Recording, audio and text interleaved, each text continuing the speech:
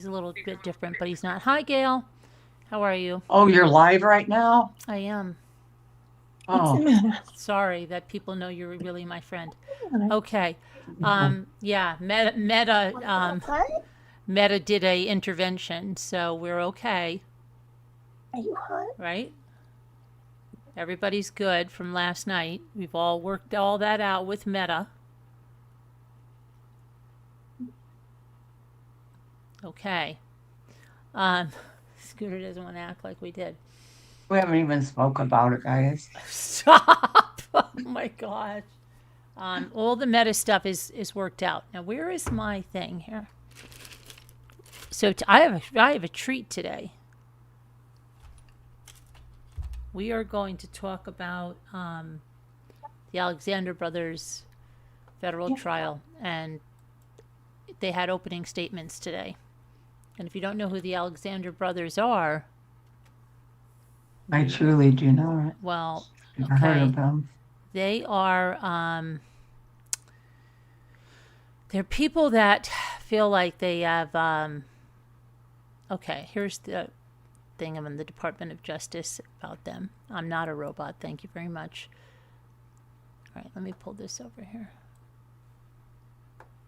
What this is about, it's a S trafficking thing, and kind of like a Diddy thing, but not exactly.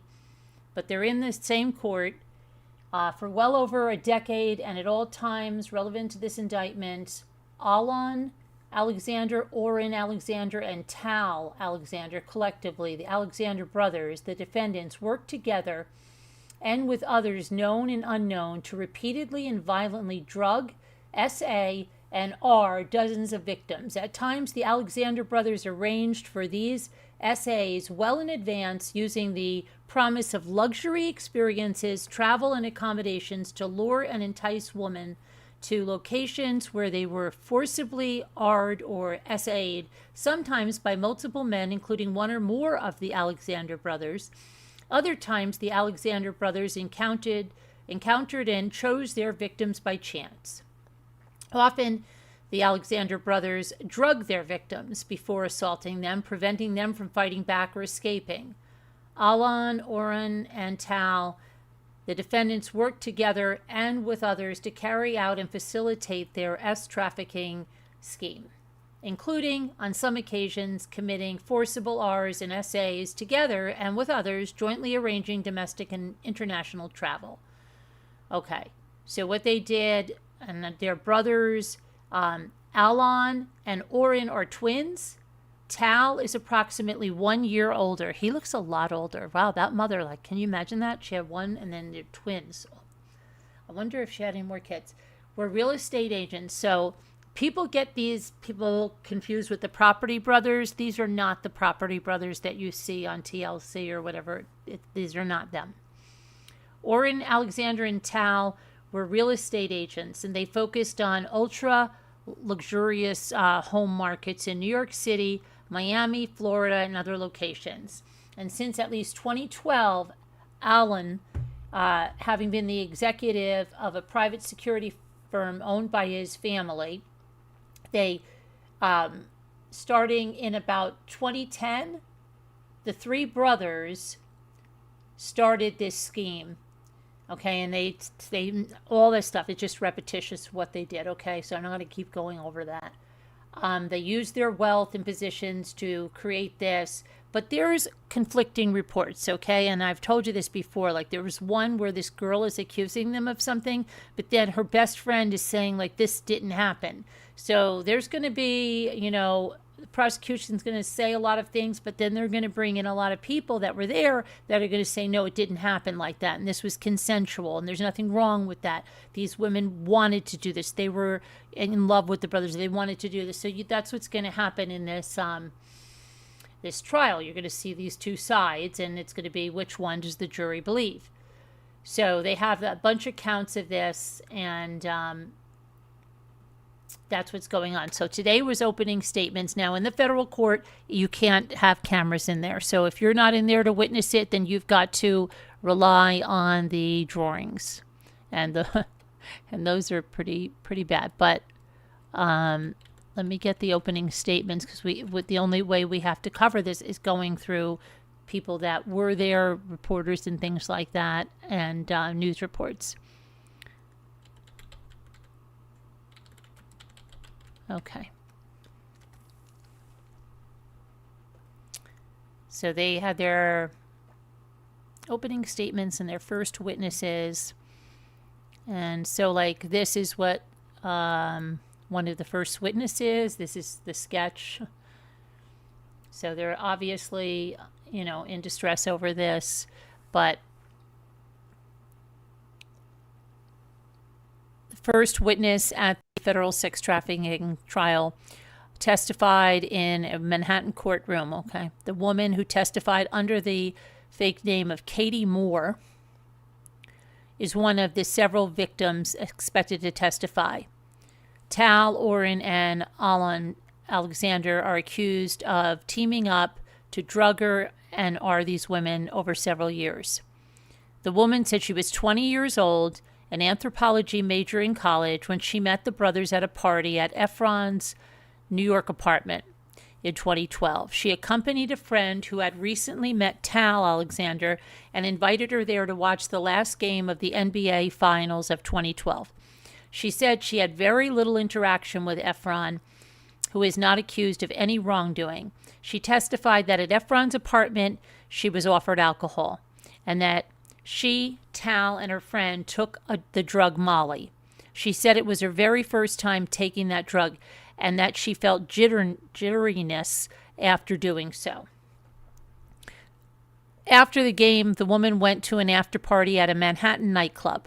She said she was given a drink and remembered little afterwards until she woke up in bed naked in another apartment with Alan Alexander, and also he was naked standing over her. She said repeatedly that she tried to get up. He kept pushing her back down, according to her testimony, and it prompted her to say, "I don't want to have sex with you." And he said, "Ha ha, you already did." And she recalled him saying it as he laughed in her face. She said he then overpowered her and Arter. While it was happening, Tal walked into the room but did nothing to stop the attack. He seemed really nonchalant, she said. And then in the opening statements, U.S. Attorney Madison Smizer said that the Alexander brothers masqueraded as party boys when they were really predators. She described them as partners in crime and said woman after woman, R after R. Smizer said they used whatever means necessary, including luxury accommodation, flights, drugs, alcohol, sometimes brute force, to lure these women into situations where they could be yard. And then attorney, now you're going to recognize her name, Tini Garagos, okay?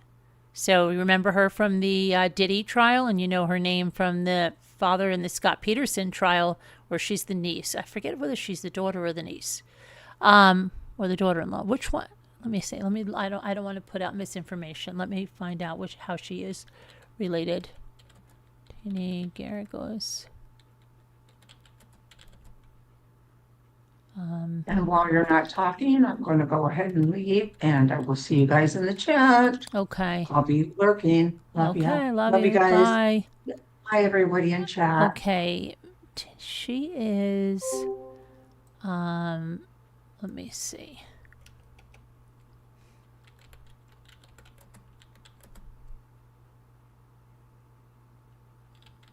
To Mark. I want to see her relation to Mark. I believe it's his daughter, but let me see. She's the daughter. Okay, I was right the first time. Always go with your first answer. That's what they say on any test, right? Okay, so she is representing Oren, and she urged in opening statements the jury to reject the prosecutor's monstrous story.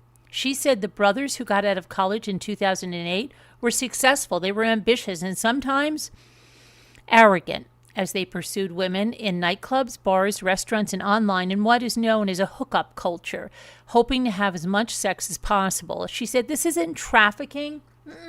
She said this is dating. Okay? And she said you may find that this behavior is immoral, but it's not criminal, she says. she said that some of the brothers' accusers were hoping to enrich themselves with lawsuits, and she spoke of themselves as victims only after feeling regret for what they had done: illegal drugs, sex outside of relationships with their boyfriends. Attorney Deanna Paul, who's representing Tal Alexander, warned the jurors that the subject matter of the case was disturbing and will seem like an R-rated movie, especially after prosecutors portrayed the brothers as monsters. In their early 20s, Tal and his brothers were party boys. They were womanizers. They slept with many, many women, she said. She urged jurors to reject the criminal charges against the brothers if they conclude that the accuser's testimony was unreliable. Orrin and Tal were real estate dealers who specialized in high-end properties in Miami, New York, and Los Angeles. Their brother, Alon, graduated from New York Law School before running the family's private security firm. Tal is 39 now, and while Alon and Orrin are twins, they're 38. 38. They're a year apart, 39 and 38 now. An indictment alleges that the men conspired to entice women to join them at vacation destinations such as the New York Hamptons by providing flights and luxury hotel rooms. The brothers have been held without bail since their December 2024 arrest in Miami, where they lived. During her testimony on Tuesday, the trial's first witness said she fled the room where Alon Alexander had attacked her after he fell asleep. Then the woman remained composed through much of her testimony, though she choked up a few times. She cried as she recalled reaching out several years after the attack to friends she told about her experience so she could be reminded that others loved her. So that is the crux of that. So now it sounds kind of like the Diddy thing where like they're trying to say, okay, you know, you might not agree with this, you may think it's immoral, but what they're going to say is these were party boys, this was consensual, they've only spoken out, you know, thinking maybe there's some kind of a land, that they can win some money on this in a lawsuit, right? A windfall in a lawsuit. And that's what the defense is saying. Prosecution's saying the guys are monsters. This was a scheme. They were doing this. So who knows? Remember, a lot of the same stuff was said about Diddy. And look where that went, right? Now you've got three brothers. Two of them, I'd say, probably very easy on the eyes for a lot of people. And I don't know. It's going to depend what the jury thinks. Are they going to think they were just party boys and these women have regrets now? And I don't know. So we'll see. We'll have to hear more testimony. I don't have any opinion because I'm not familiar with the testimony. And I know what the prosecution says, but I don't have enough.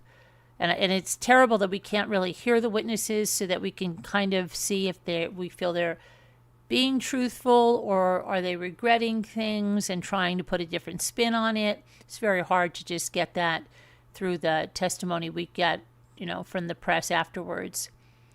But we'll have to see what's going on. Every day on that. But that started. And then the next thing is this Doomsday mom.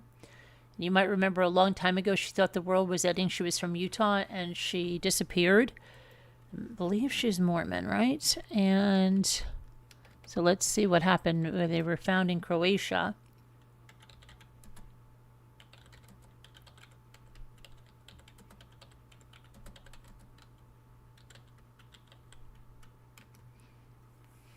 Okay.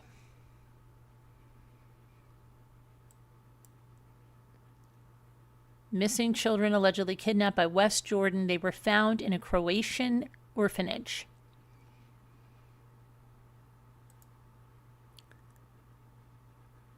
So let me get a picture up here.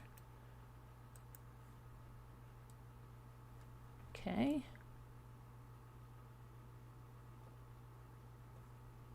4 children, that's dad. 4 West Jordan children who were allegedly kidnapped by their mother were found in a Croatian orphanage on Sunday, according to Kenny Seymour, the father of 3 of the children. His ex-wife, Alicia Ann Seymour, who's 35 years old, flew with the 4 of them out of the country on November 30th. They were allegedly bound for Amsterdam. Kenny said, "We spent 7-8 weeks looking for her and the kids." A former boyfriend of Alicia Seymour's reportedly told police in December that she had recently discussed obtaining passports and leaving the country, expressing concerns about biblical events and the end of times. Video footage provided by police showed Alicia Seymour and her 4 children entering the Salt Lake City International Airport on November 29th before allegedly boarding a flight to Amsterdam and later Croatia. In mid-December, Utah prosecutors charged Alicia with 4 counts of third-degree felony custodial interference. Local officials said the case was being passed on to the Croatian police. Kenny Seymour, who has been in Croatia for the past 8 days, said he believed his ex-wife met an American citizen living in Croatia and wanted to leverage that connection to get somewhere remote. It sounds like she met this other American citizen in Croatia under the pretense that she was bringing the kids here legally. According to Kenny Seymour, once the American citizen living in Croatia heard the news about the children, the police were called, and their mother was taken into custody by the Croatian authorities. Kenny Seymour was then contacted by the Croatian police, who were holding the kids in a children's home in the country. He said he also only received secondhand information about why his ex-wife was being detained, but he believed it was ultimately related to the charges filed in Utah and the warrant for her arrest. You have to remind yourself, this is our reality. This isn't some Netflix documentary you watched. It happened to us. According to Kenny, Croatian police will not release his children until the documentation from the U.S. has been checked and rechecked. "It's a beautiful place to be," Kenny said. "The scenery's gorgeous, but we're stuck in mental hell at the same time, trying to figure out how we're going to get these kids out of here and back to their home." Kenny has launched a GoFundMe to help find the children, which is now going towards funding for Croatian lawyers and court-approved translators, and to extend Seymour's stay in Croatia while he works to bring the children back to Utah. Although we're very happy the original goal was met, this will be entirely consumed by just flights here and back, wrote Kenny Seymour on a GoFundMe update. "This part of Croatia is the most expensive place to fly to and stay out of all possible locations we had on our radar. An attempt on Monday afternoon to reach police had not resulted in a response. The FBI declined to give a comment. Kenny Seymour said the children were warm and were fed, but told him during his daily visits that the facility feels like a jail. He said he can only see the children once a day due to the children's home's strict visitation policy. They're already stretching the rules on visitation for us, he said. He said he initially thought bringing the children back to America would be wrapped up in a 2 to 3 day visit, and now, after 8 days, he doesn't know how long it'll take. So at least he found his kids. I don't know what the heck she's doing that for, but strange. Let's see where you guys are.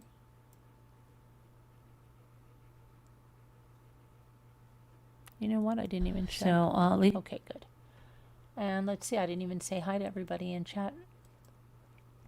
Hi, UHP. How are you? How's it going? Hi, Gail. Hi, Jen. Scooter. What's up, guys? What's up? If you missed tonight's earlier premiere, please go and watch it, because I think out of probably all 3 parts, if you were going to watch one part, you should watch this one, because it tells you what happens behind the scenes. I think you should watch all 3, but I think this one is something that everybody needs to understand how this works, so you're not in a situation where you are,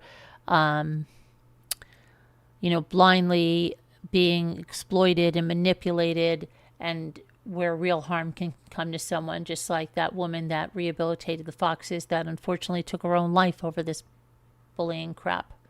So, yeah.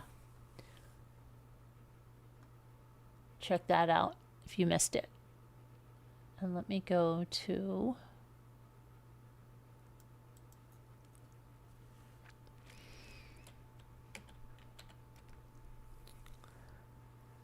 this right here. So Ryan Wedding, the ex-Olympic snowboarder accused of being a drug kingpin, he pled not guilty, right? Not guilty to drug trafficking. So let's see what's going on with this guy. Here's when he was getting off the plane. You go from an Olympic athlete to a drug trafficker, right? Allegedly. Ryan Wedding, accused of being that drug kingpin, pled not guilty Monday to drug and murder charges. He's 44 years old. He was arrested last week in Mexico. Federal authorities said he spent years operating a $1 billion drug trafficking organization. They accused him of moving 60 tons of cocaine from Colombia to the United States and Canada.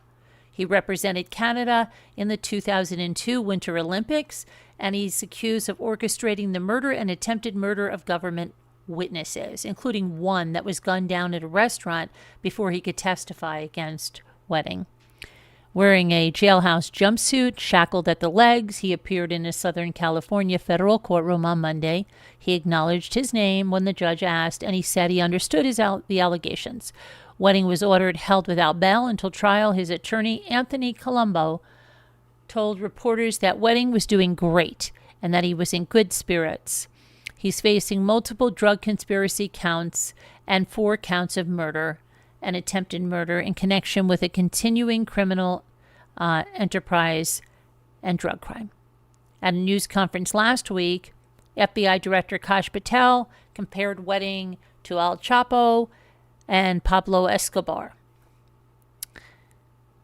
Let's see, Wedding was added to the FBI's 10 most wanted fugitives list last year. State Department had offered a reward of $15 million for information leading to his arrest or conviction. I wonder if anybody got that. That would be a nice payday, huh? According to an indictment unsealed last year, Wedding's organization sourced its cocaine in Colombia in cooperation with a paramilitary group and a drug cartel. The group worked with Mexican drug cartels to use boats and planes to ship hundreds of kilos to Mexico before it was smuggled across the U.S. border. Most of the cocaine was stored in Southern California's Inland Empire region before it was distributed in Canada. And Wedding previously served 2 years in a federal prison in the United States on cocaine distribution charge. I guess he didn't learn too much. He was released in 2011, and that's when he founded the drug trafficking organization that's identified in the indictment as the Wedding Criminal Enterprise. The man accused of being Wedding's top lieutenant, Andrew Clark, was arrested and charged last year with helping run the organization and ordering the murders and attempted murders of 5 people. Clark pled not guilty. His attorney did not respond. Okay, so now let me go to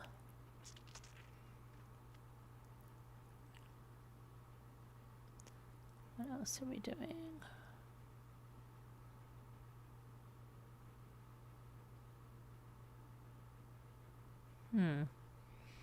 Okay, back to reality. Texas teenager that was killed in a sledding accident.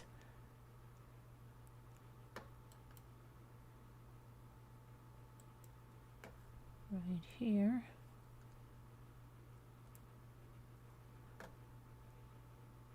A 16-year-old girl was killed in a sledding accident in Texas, and it left another teenage girl in critical condition. The 2 girls were found with life-threatening injuries after they were riding a sled tied to a Jeep Wrangler, which was being driven by a 16-year-old boy in Frisco on Sunday, January 25th.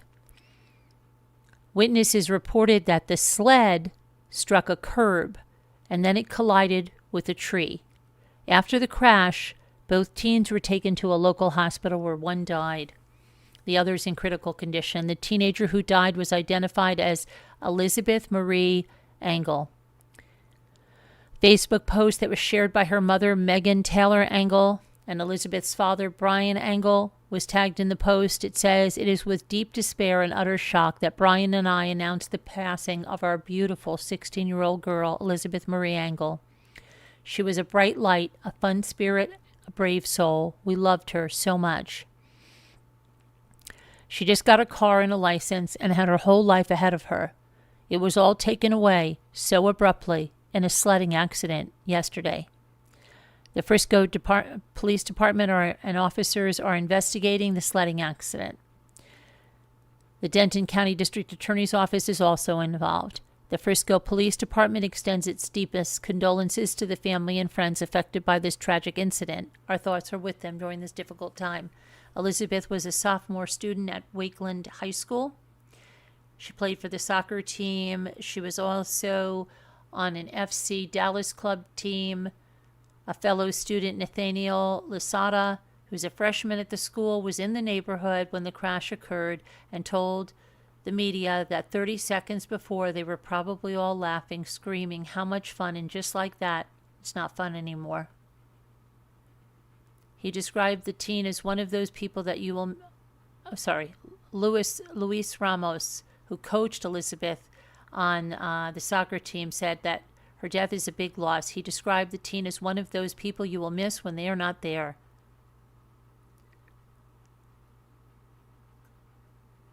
Very sad. And I hope the other girl makes it, but really sad.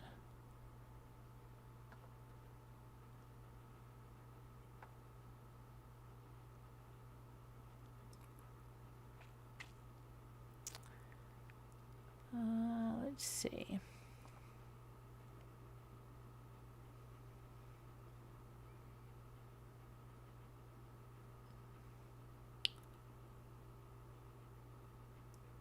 All right, I'm going to go back over here somewhere for something. Okay.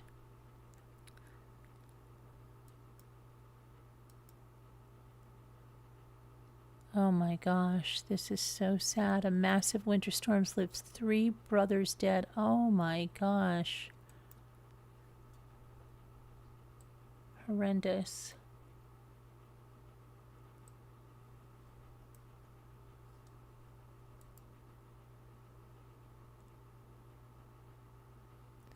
Oh my gosh. 3 brothers, ages 6, 8, and 9, died in Texas after a massive winter storm. The brothers fell into a private pond Monday north of Bonham, a rural community of about 10,000 people on the Oklahoma border, near the Oklahoma border, said the Fannin County Sheriff's Office. First responders and a neighbor pulled the 2 older boys from the water, and the youngest sibling was recovered after an extensive search of the pond. Their mother, Cheyenne Hangaman, told the media that she tried to save her sons after their sister ran to tell her they were in the pond. Oh my gosh, that poor woman. She and her children had been staying at a friend's house across the street from the pond. I started running towards the pond and I jumped in. I tried to save them and trying to keep myself alive because the water's freezing.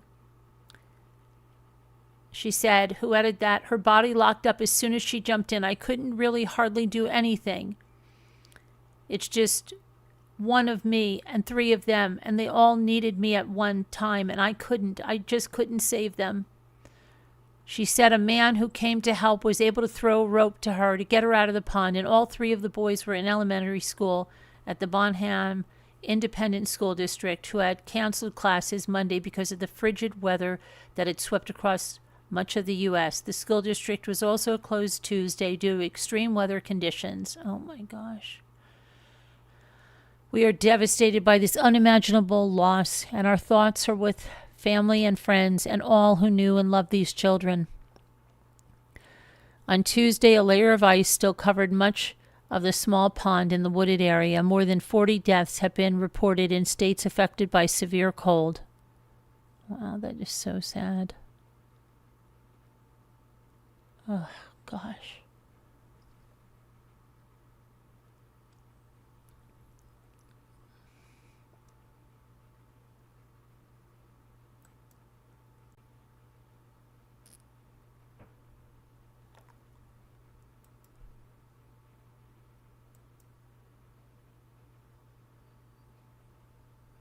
Okay, hang on one sec.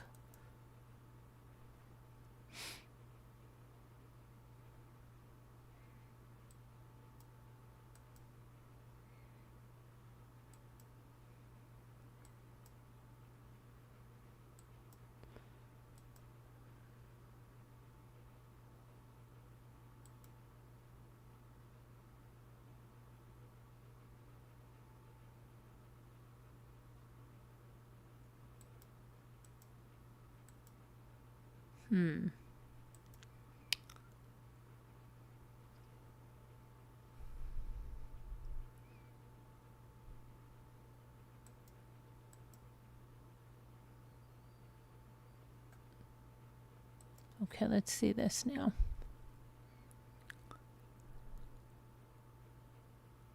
So, let's go here.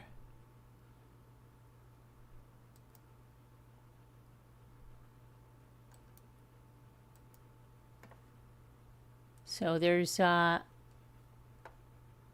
me put this guy up here. Go over there, please. Stay there.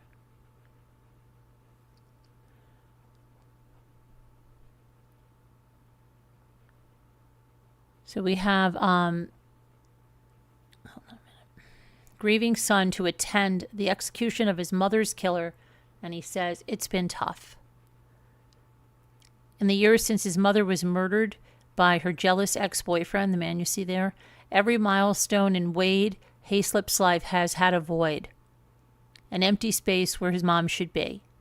There was dating for the first time, graduating from high school, becoming the first in his family to go to college, and then there was getting married and having children of his own. I wish I had advice from my mother, the affirmation that she was proud of me and loved me. He was just 13 years old when Charles Chuck Victor Thompson barged into his mother's suburban Houston home and attacked her and her new boyfriend on April 30th, 1998. Thompson fatally shot Darren Kane, 31, and Hayslip's mother, 39-year-old Denise Hayslip. Now, almost 30 years later, Wade Hayslip will be among the witnesses to Thompson's execution in Texas on Wednesday, January 28th. That's tomorrow. It's the first execution in a U.S. prison this year, and after a particularly busy 2025 for the death penalty. As Thompson's execution nears, let's take a look at Denise Hayslip, who she was, what happened to her, and more about her murderer. On April 30th, 1998, Denise told her ex-boyfriend Charles Victor Thompson that she wanted to be with Darren Kane, and Thompson had gone over to Hayslip's apartment and had been drinking. While there, the two men fought and the police showed up. They allowed Thompson to leave, but he returned 3 hours later with a gun. Thompson broke down the apartment door. He shot Kane 4 times. He then shot Denise in the leg, presumably as she ran away, and then he shot her at close range in the cheek. He fled, he dumped the gun in a creek, and he went to a friend's house to take a nap. The next day, he turned himself in to authorities. While Kane died at the scene, Hayslip initially survived and told multiple people that Chuck was responsible for the shooting. She died several days later in a hospital. And 13-year-old Wade Hayslip was at school during the attack. At trial, Thompson's attorneys argued that he didn't deserve the death penalty because he had been obsessed with Denise and was drunk when he committed the crime, and they also unsuccessfully tried to blame Hayslip's death on the emergency room doctor who treated her. Prosecutor at times referred to Hayslip as a pretty boy who was a narcissistic sociopath and became violent when angry. They also repeatedly called him Chuckster Killer, a name they said he used in letters from prison. 39-year-old Denise Hayslip owned her own nail salon and worked 6 days a week as a nail technician. Wade's mother and father, a mechanic named Felix Hayslip, divorced in 1996 when he was 11. Wade Hayslip, a father of 3 boys who now lives in Chicago and works in business development, said his family never had a lot of money growing up, but that his mom prioritized paying for private school for spiritual and educational reasons. There were times we knew when she wrote checks that they were probably going to bounce, but somehow his mom managed. She worked hard and made sure we never went hungry. He said his mother was compassionate and humble and taught him to always look out for others. And let's get a picture of her up there.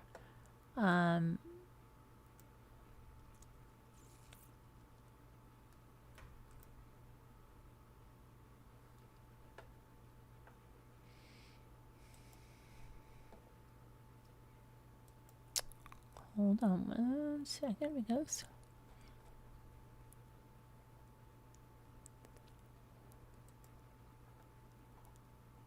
okay. Let's see. Always looked out for others.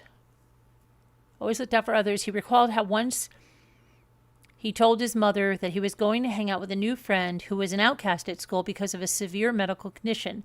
She started crying. She was so proud. He also recalled a bad argument he once had with his mom. He yelled that he was going to run away and then proceeded to climb 30 feet up a tree. Of course, I was giving her heart palpitations and she's begging me to come down. She was in tears, apologizing, even though I was the one that was wrong. He said that he came down nearly 5 hours later and was still pouting in his bed when his mom came in. I was mad for a completely ridiculous reason. Instead of trying to come at me, she came in, laid down in my bed, and we talked about it. She was letting me know it was okay. He said his father was also heartbroken after his mother was killed, adding that the couple was still in love, but just couldn't handle living together. The day of the funeral, we had an alone moment while we watched them lower the casket. We sat there for 30 minutes while he just wept. He said his dad died in 2009, a month before he would have become a grandfather.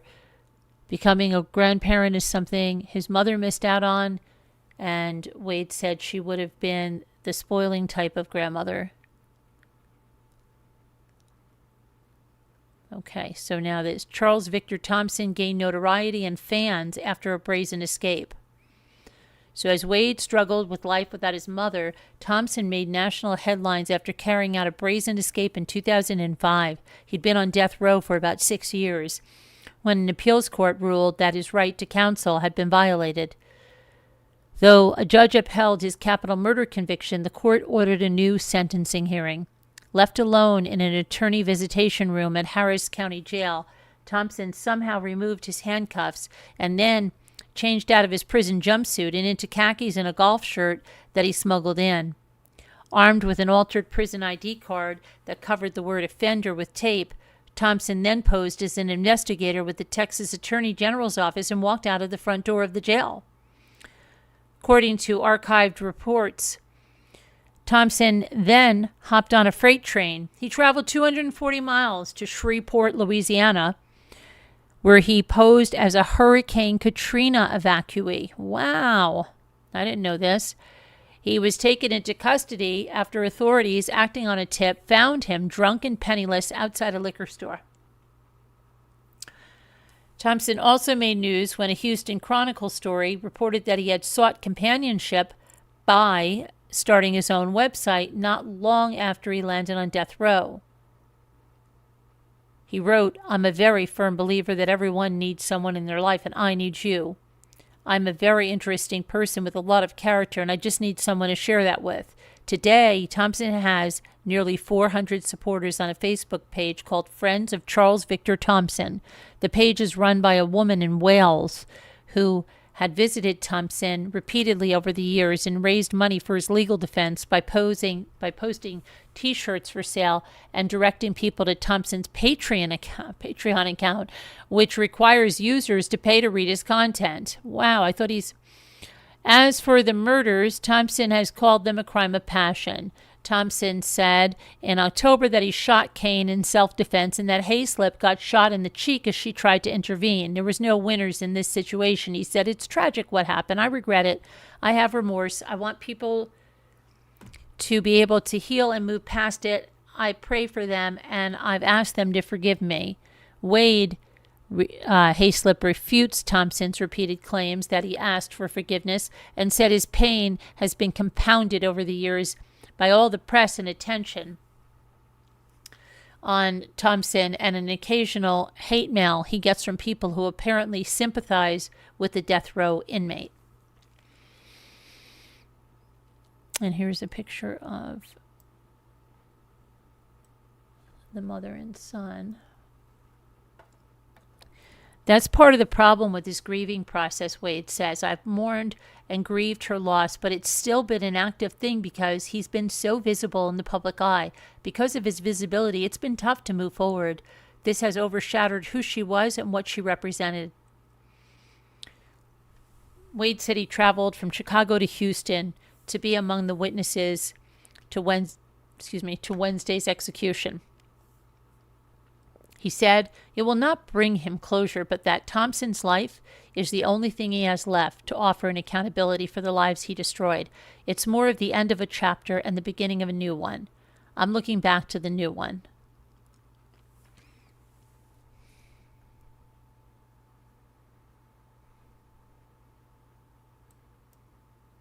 Okay, and then we have some update on the dentist killer, alleged killer, McKee.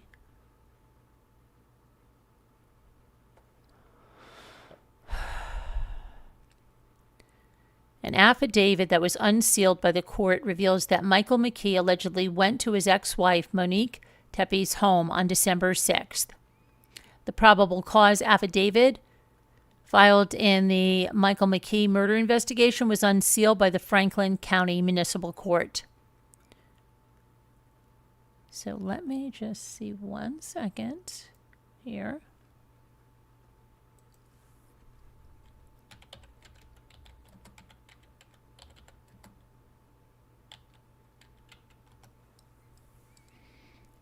Okay, here we go. Let's see what we got.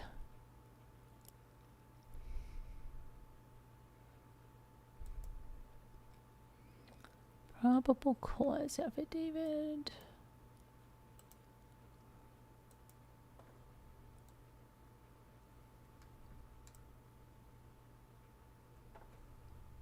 All right, so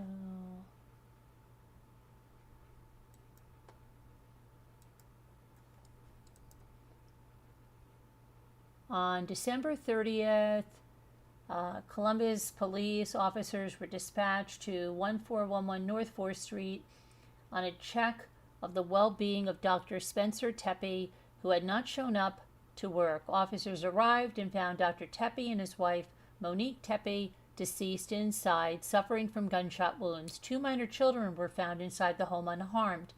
Columbus Fire Medic Number 7 responded and pronounced both victims deceased at 10:11 a.m. Columbus Police Homicide Unit Team 2 was advised, responded, and initiated an investigation. Early on in the investigation, detectives were advised by identifiable friends and family of Monique that Monique had told them that her ex-husband, Dr. Michael D. McKee, had been abusive and had made numerous threats on her life during and after their marriage. An identifiable witness told detectives that Monique had shared an allegation against Michael McKee of forced unwanted sex and of strangulation. Another identifiable witness told detectives that Michael D. McKee had told Monique that he could kill her at any time and would find her and buy the house right next to her, that she will always be his wife. During the investigation, detectives were able to identify a suspect through neighborhood video surveillance. The suspect was tracked to a vehicle which arrived just prior to the homicides and left shortly after. Video of this vehicle and very distinct features allowed detectives to identify both a stolen Ohio license as well as an Arizona license being displayed on it at different times. Further searches showed the vehicle to be associated with a past address of Michael McKee as well as his current work address in Rockford, Illinois. Additional video was obtained and showed McKee in possession of a vehicle prior to and after the homicides.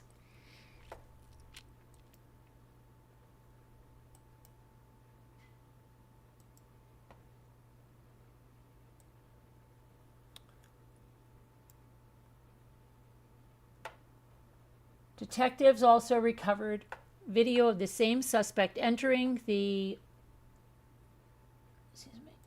move this way, curtilage of 1411 North 4th Street on December 6th, and entering a few hours later when the Teppies were away. So he entered on the 6th. He was there a few weeks before this, right? Like 3 weeks. These dates are consistent with the video recovered of the silver SUV and are consistent with the dates when Michael McKee was not on schedule at St. Anthony's Hospital. On January 9th, detectives seized the silver SUV bearing the Arizona temp tag from the lot at St. Anthony's Hospital, Rockford, Illinois, where Michael McKee works. Detectives noticed a fresh scrape mark on the window where the sticker, which had been on the vehicle prior to the homicides, had been hastily removed. And during the time of the homicides, Michael McKee's phone had been left at St. Anthony's Hospital in Rockford, Illinois, and showed no activity for approximately 17 hours from December 29th until after 12 p.m. on December 30th. More recently, while Monique and Spencer were at the Big Ten Championship game in Indiana on December 6th with several other couples, Monique went back to her hotel room early in the second half. When identifiable friends asked Spencer why Monique had left the game, he told them she was upset about something involving her ex-husband and was going back to the hotel.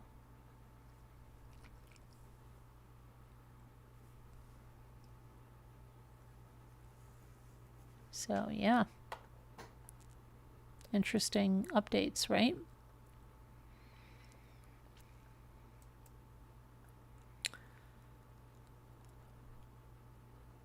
Okay, now.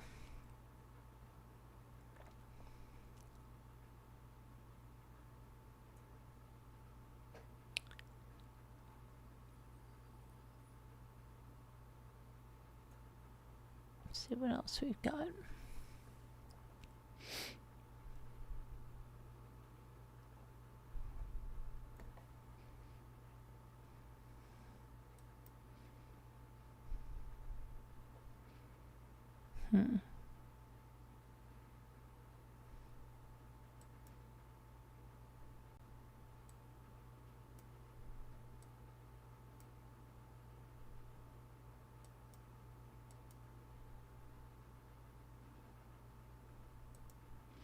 We have an update on Ryan Reynolds and the Blake Lively, Justin Baldoni case. Let's see what's going on there.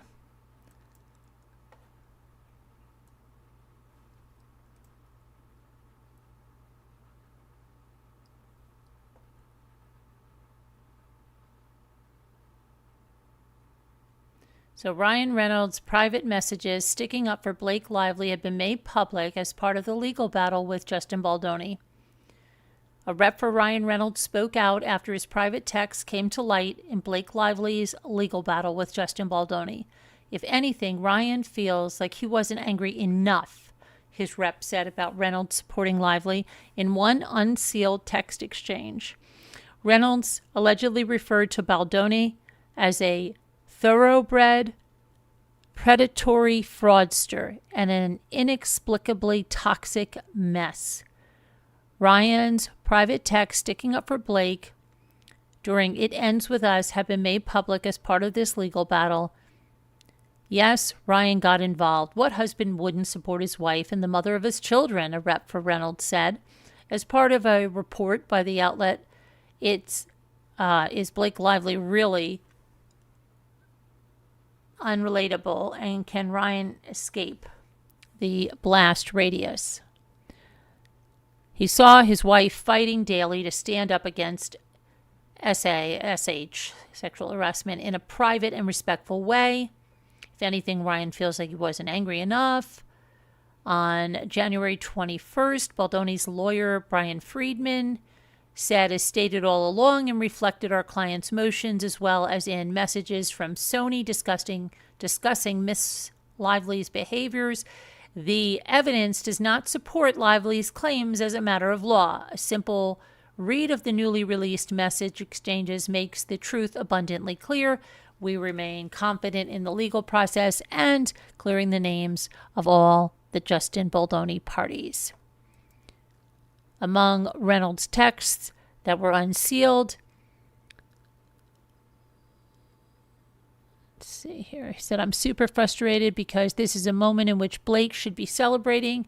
She made this unbelievable win happen. He allegedly wrote, at the time, she willed this weekend into reality. Baldoni and these other buckets of dum-dum juice should be acknowledging the speculation and gossip themselves. They should be jumping in front of it in the most full-throated, unqualified way now. In another unsealed text exchange, he allegedly referred to Baldoni as a thoroughbred predatory fraudster. And we already went over that one. He allegedly added, I'd put Blake's reputation on trial any day of the week. She's worked with dozens of other mercurial and abusive people. In her experience and mine, nobody has ever reached the heights of vile the way Justin Baldoni has. His complete lack of not only remorse but self-preservation is a character study in a malignant, lazy-lidded stupidity and darkness.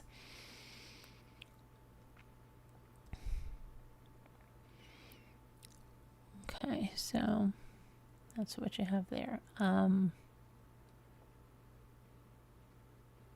see what else we've got.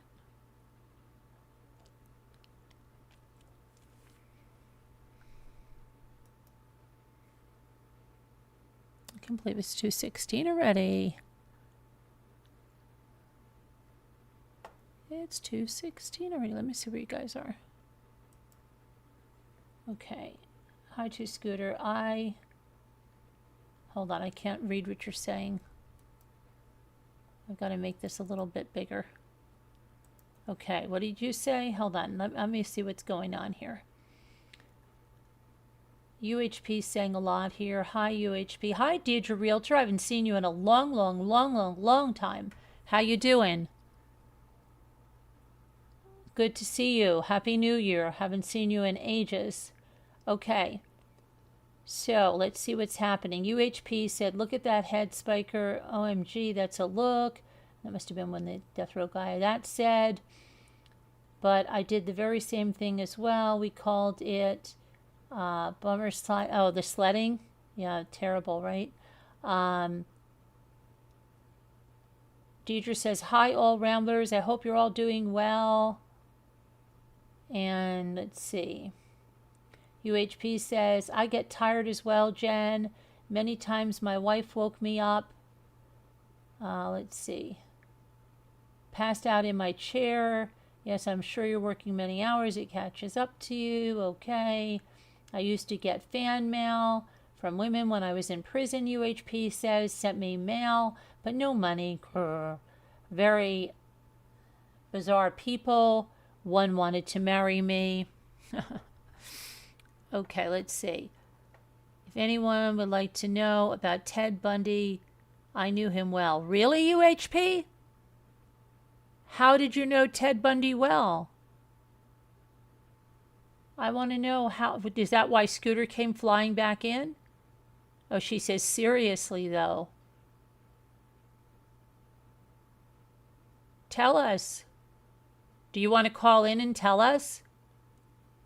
You were an orderly on death row at the time, serving food, mopping the wing, We talked often.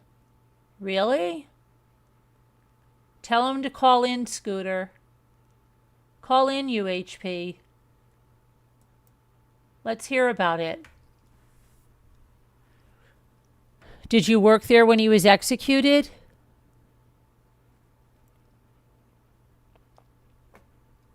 Come on, UHP, let's hear about it. Let's hear about it, UHP.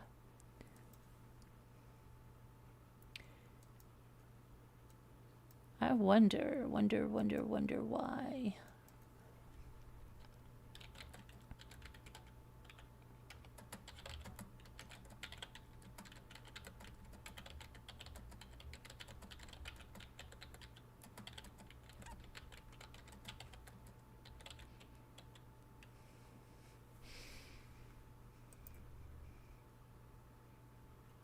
Is he calling in? I watched him make his final walk, really? Was he scared? He was electrocuted, right? Oh my gosh. I don't know why anybody would pick that. But that was the only thing they had, right? He had no other choice. I don't have any. I can give them to you. I can email them to you. Will you call in? Can I give you the number? And you can call in.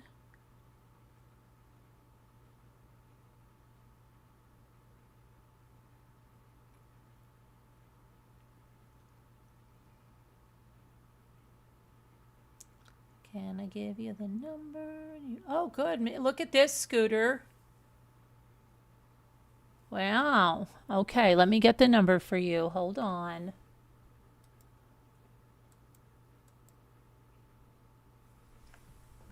Come on, Scooter, come up with your questions.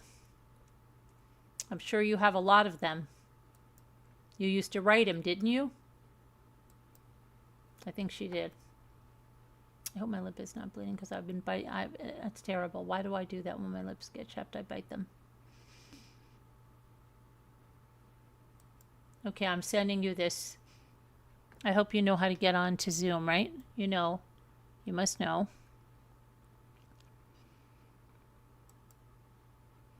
I hope I have the right. Let me see.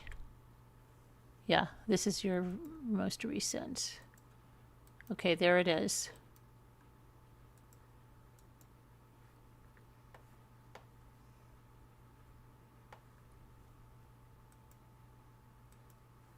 Come on, Scoots. You know you want to talk to the guy. Come on.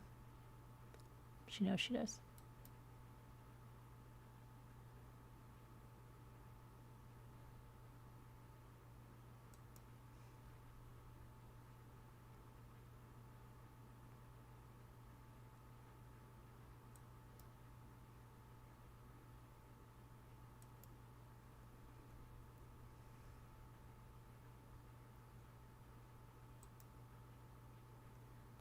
Oh, wait a second. What did you say? You're too chicken? Oh, stop it. Oh my goodness. Oh my goodness.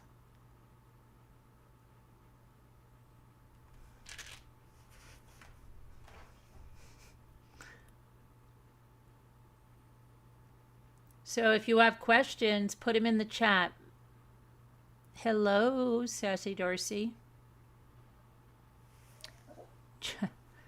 Wake up. Do you remember the Wiggles guy? Which is the one? The Wiggles guy. Jeff. His name was Jeff. Wake up, Jeff. Oh, I used to watch that. Ethan loved that so much. And as a mother, like, of two babies, I was so tired. And when Jeff would go to sleep, I would want to go to sleep. And they'd be like, wake up, Jeff. And I'd be like, oh, I know how Jeff feels. You know? Bink. How's it going, Bink?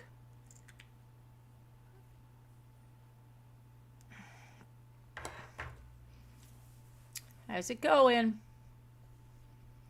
If you missed the harassment video earlier, please watch it. It will be very helpful.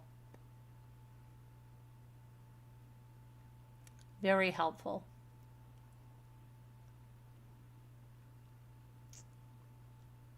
Well, does anybody have Ted Bundy questions? Put your Ted Bundy questions in the chat. Your daughter likes what show? Oh, The Wiggles? She liked that show? Oh, I thought, yeah, I was forgetting what we're doing.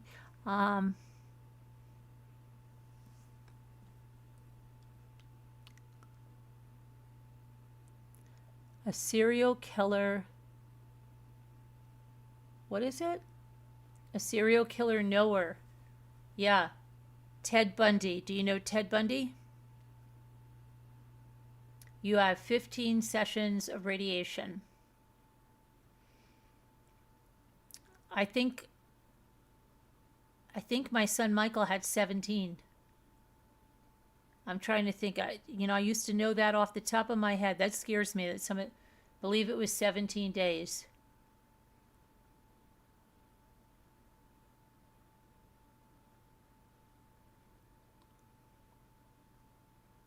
When does it start?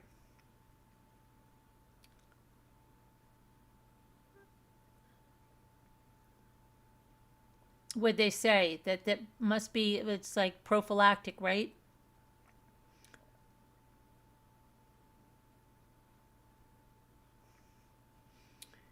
Um, 15.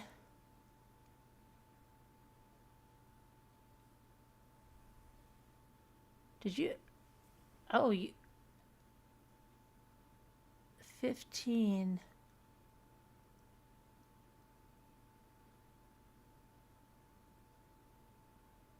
Before March. Oh, before March. Okay. Praying for you, Evie. Hopefully it's everything's going all good.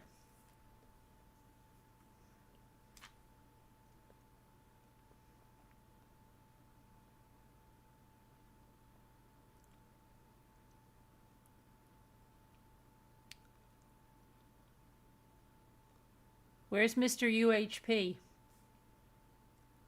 Mr. UHP, where is you? Where are you?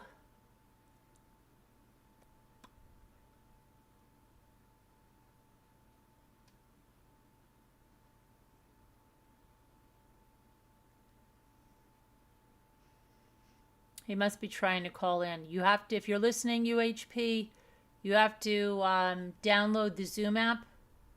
If you've never been on Zoom, but if I pick a guy, a tech guy like you must be on Zoom a lot. Ask Hal or Cyber Jedi. They'll tell you how to do it. Oh, here he is.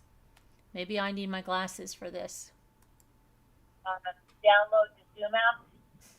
If you've never been on Zoom, but if I pick a guy, a tech. Okay, now you just have to. Oh, you did start. Hi. I'm here. Hi. Hi. Hi. So how's everything going tonight, ladies?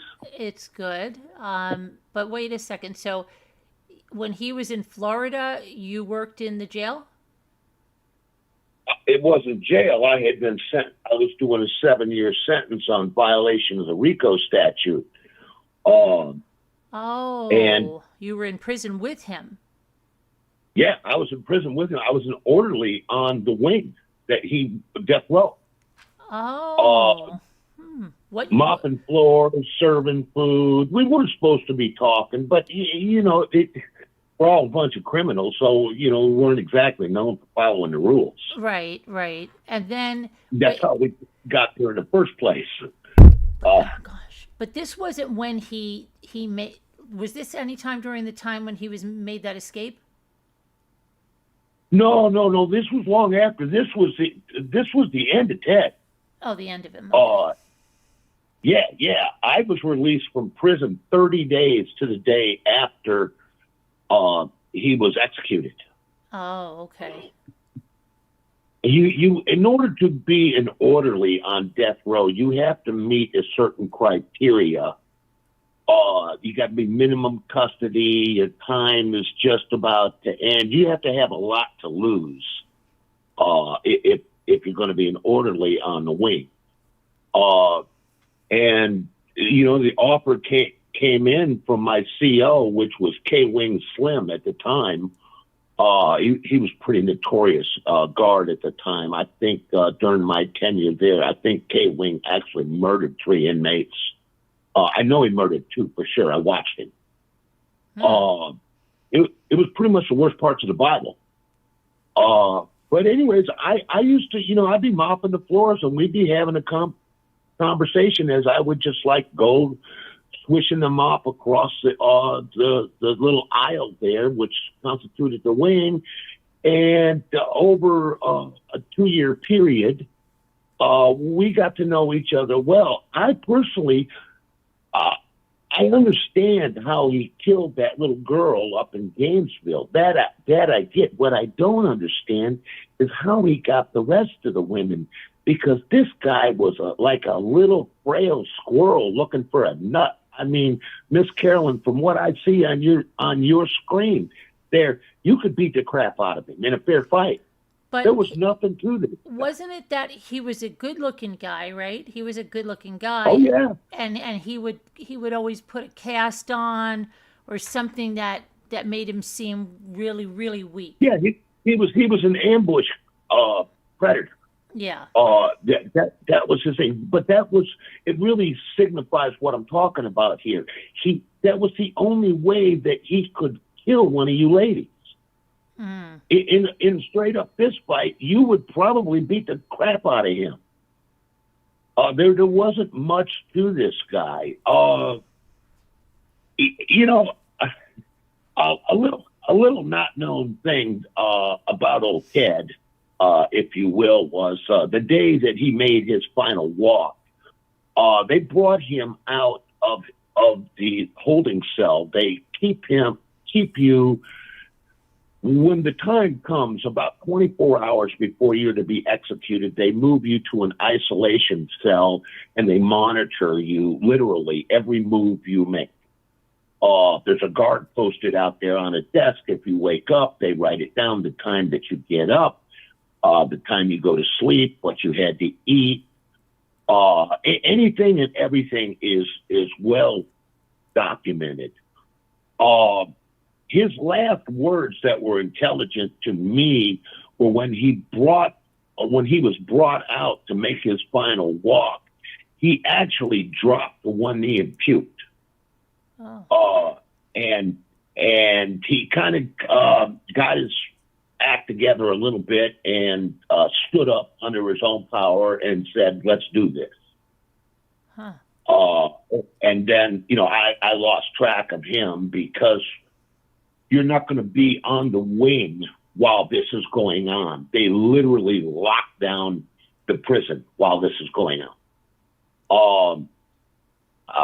People don't know that Florida Power and Light does not supply electricity to the electric chair. It's provided by a generator.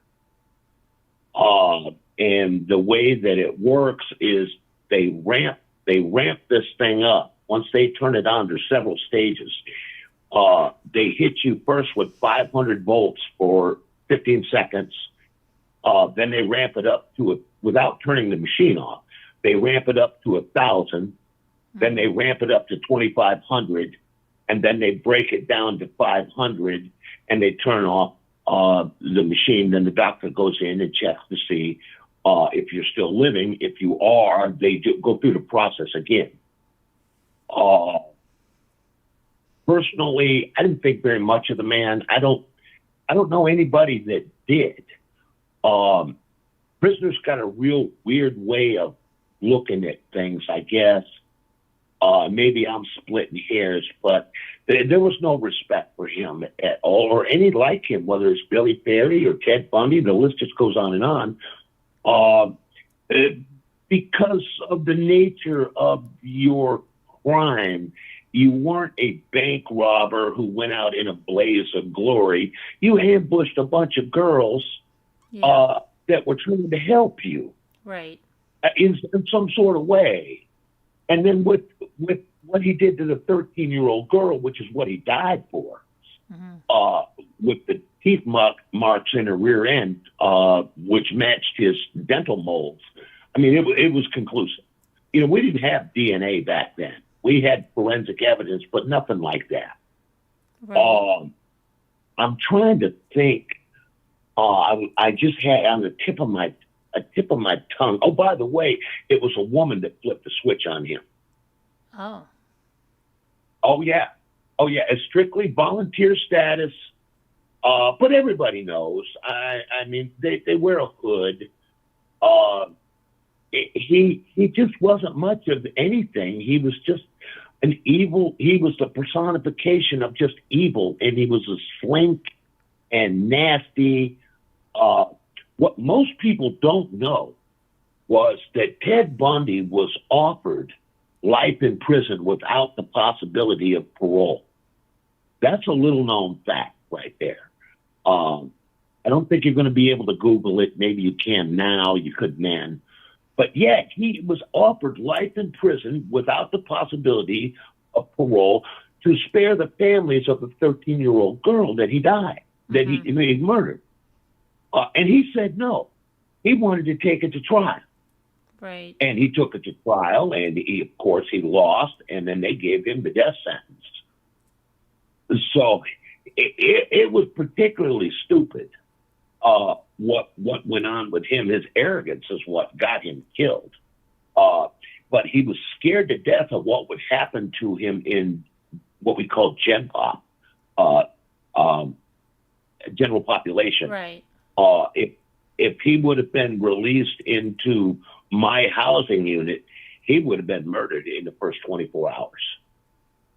Right, but they would never. Would they have put him in there? Because it's like most of them nowadays they keep him in the protected. Like Chris Watts is in protected, and a bunch of well, them. they may have. They have an obligation for your safety and your security. They do have an obligation to do that, but you have to request it. If you don't request it, you're going to go to general population. And I think that he would have, if he'd have gone that way, I think he'd have went into what we call Gen Pop, and somebody would have murdered him. Yeah. Just for no other reason than bragging rights that I murdered Ted Bundy. Right. It happens all the time. Whitey Bulger is classic of what can happen when a prison full of hardened criminals take a disliking to you. But yeah, he was offered life in prison, and he turned it down, thinking that he could outsmart the system or put his lawyer hat on and save the day. If he would have taken the life in prison, he had other charges in other states that carried the death penalty. And if he'd have been smart about this, he would have taken that deal they offered him, and no other state would have been able to extradite him till he completed his sentence here in Florida, FSP East Unit, where we were. Right. But by doing that, he would have been able to duck out from behind the electric chair of, I think it was Utah at the time, or Colorado. That would have been the move to make, but he chose not to do that, and he was highly intelligent. I played several games of chess with him over our tenure, and I actually entertained the idea of throttling him once or twice myself. But I wanted to go home to my family because I really, even in my youth, this is many years ago, back in my youth, I had respect for criminals of certain crimes. I think respect might be the wrong word, but there was something about it that it's like, okay, I wouldn't have done it, but I get what you did. Right. Okay. But in the case of this savagery that you see here, and with pedophiles, they're in harm's way as soon as they're brought into prison. And contrary to common belief in Florida, which is what I know, orderlies process the paperwork. When you come to prison, you don't meet. Once you get off the bus and you go through that processing, when your paperwork is getting processed and they take you through the do's and don'ts, it's a prisoner who's looking at your file. So everybody knows. It's not a secret. They see your paperwork. They know exactly what it is you've done, what you've been convicted of anyways. Right. So, word spreads like wildfire through there. Me, I had such a short amount of time left. I was released 30 days after he was executed. And I went back home to my son and my wife. I had a whole life. Yeah. I was there looking forward to a whole life. I was there on some nonviolent charges. Right. I got my hand caught in a cookie jar with a $1.25 million worth of cigarettes. Right. And I was a little cigarette bandit. Mm-hmm. But so I went to prison in minimum custody. I didn't go into any of the hardened wings. I was eligible for work release at a certain time. Blah, blah, blah, blah, blah. To this day, I swear up and down that I should not have been sent to prison. My crime was not buying those cigarettes. My crime was making Uncle Sam look stupid. Right. I took it upon myself to open up a kiosk across the street from the federal courthouse on Huey Street in Orlando. And started selling cigarettes like they were free. And that's about the end of it. He had no remorse for what he did. He did. None. So when he was, there was a bunch of people protesting, right? That was a scary moment.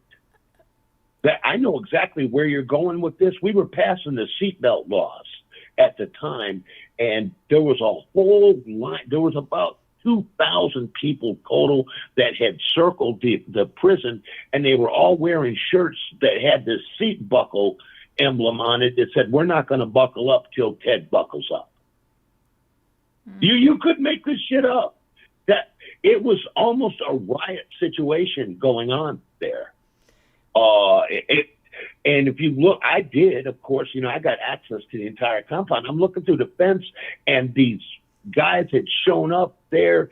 They got literally a keg party going on. They're cooking pigs.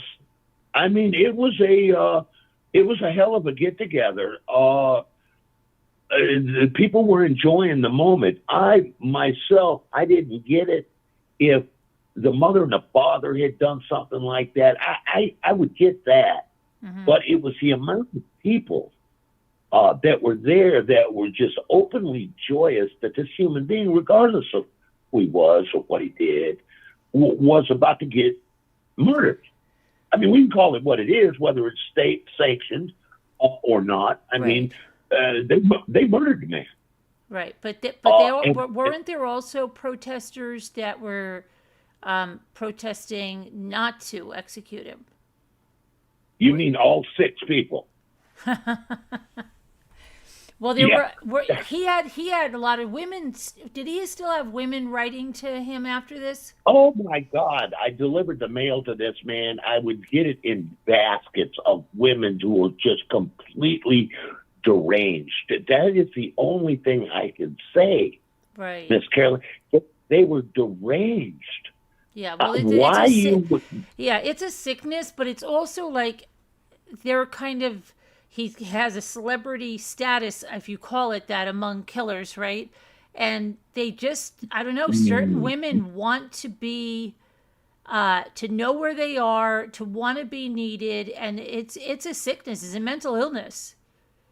It is it's a mental illness. They're completely deranged. Yeah. Okay. I mean, if the man had actually gotten out, he would have murdered the first woman that he came in contact with. This guy was a 2-legged walking predator. If there was ever a threat to society, it was this guy. Right. And I just wonder why he had the one wife, right, and the little girl with her. Yeah, married him. Yeah. So yeah, that one, I was there at the chapel. I cleaned the chapel. That was when I was an orderly. I'd run around with a broom and a mop all the time, and I would help serve food. Yeah, I didn't participate in it, but I was down the hall from it. When this was done, this woman, I never understood, and to this day, I don't understand what these women saw. Yeah, he was a pretty good looker, and he was sharp. That's for sure. You know, you don't graduate from law school because you're a dummy. Right. It is very painful for me to give him any kind of respect at all. Right. But I have to admit, he did graduate from law school. He was a lawyer. He had a hell of an opportunity in life. Yeah. And The judge told him that. The judge told him that. He said, you know, he said, yeah, you really like messed your life up. You could have really been something, you know, had you not. Yeah, he could have. Yeah. And he's just another example. I think what happened was, and I'll never be able to prove this, I don't think anybody would, but once you understand the nature of a thing, you understand what it's capable of. Now, that's been my experience in life. I think that he killed his first woman by accident. I think that's how it happened. And then he got a taste for it. Literally, I don't know how else to put it. The man got a taste for it. And for the first time in his life, maybe he felt powerful or something was going on in his mind. I know among his own peers, he was terrified. He was absolutely terrified of men. He saw men as a real threat to him. But women, on the other hand, they're the perfect prey. They really are. The cast, the sympathy, you know, like my wife has said over the years, the sympathy, the empathy of a woman knows no bounds. Mm-hmm. And that's, what that about comes all with your the, maternity. his sister was his mother, right? For years, he thought it was his sister. She was really his mother. I don't know about that. This is the first I'm hearing about that. Oh, really? Yeah. He was, yeah. Yeah. I know his mother didn't even attend his execution. Yeah, but that was And a that's- whole thing with him. That like a lot of people, when you watch like documentaries about him, they talk about, you know, that he was really messed up when he found out that his sister was really his mother. Nah. I know plenty of people that were in prison, Right. okay, that had screwed up lives. I had a screwed up life as a kid, pretty much the worst parts of the Bible, and I wouldn't run around killing nobody. Right, right. No, if there's something else that's going on here inside the pathology of it. And to the very end, I actually think that he thought he could beat this thing back. When they shaved his head for the second time, and there was no more appeals, he kind of reconciled himself to the fact that he was about to die. I happen to disagree with the death sentence. I know it's unpopular in this particular state to feel that way. I believe that state-sanctioned murder of a serial killer is no different than the serial killer. Right. You know, there's a certain amount of hypocrisy that's going on there that I don't believe in. I just can't get there. And the little known irony that this is a pro-life state, which it is. This is a pro-life state with a death penalty. Yeah. You know, if you're not confused, as my mentor would say, you don't know what's going on. But back to the people that surrounded the prison there, I think it was the only time I was ever afraid. I saw something in society that shook me to my core. Mm-hmm. It really did. Aside from the family members, why are all these people here? This is synonymous with what was going on in the 1880s, in the 1850s, when you would go to church with your family, with the first social media, if you will, get together, and then after church, it was like, hey, yeah, let's take little Bobby here and the babies, and we'll go watch Johnny get lynched. Yeah, right. Yeah, there's a Twilight Zone like that. Did you ever see that one? Where they're No, all going in and they're just talking about the hate of it, and it's like crazy. Like everybody was going to watch them hang this guy, and they're bringing everybody there, and then it just kept getting darker and darker and darker, and they said that's hate. That's it's a special kind of hate. I liken it to evil. Mm. I believe that inside of every human being is evil incarnate. I also believe that we have better angels in there. Mm-hmm. And which one is going to be produced is entirely up to you. Right. Yeah. Satan's a fallen angel. Yeah. I really believe that. One of my mentors, God rest his soul, used to tell me, inside of you, Michael, it is two wolves, a dark wolf and a white wolf, and it depends on which one you feed. Oh yeah, yeah, yeah. Okay, and that was his way of saying, be very careful what you wish for in life, because you might just get it. Right. Well, it's also like in the Bible, it keeps talking about what's in your heart, and it says, like the Pharisees said that they were all appalled because the disciples didn't wash their hands before they ate food, and they said, that's unclean, and then Jesus said, what's worse than that is when like vile words come out of your mouth, because that shows your heart is unclean.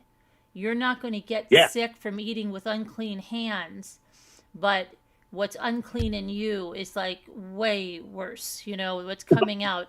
And it's all about, your heart and keeping your heart clean and bringing this stuff in. And you have a choice, what you want to consume and what you want to put in there and what you want to focus on.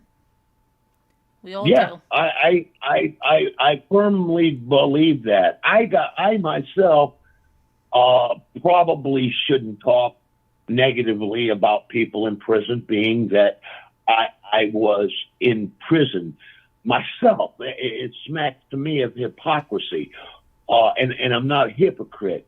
But I can guarantee you this one, Miss Carolyn, I was the only guilty guy in prison, and I was the only happy guy in prison, if that makes any sense to you at all. I was happy that it was over. I was happy that I was going to get on with my life and my children and my wife and get on with it.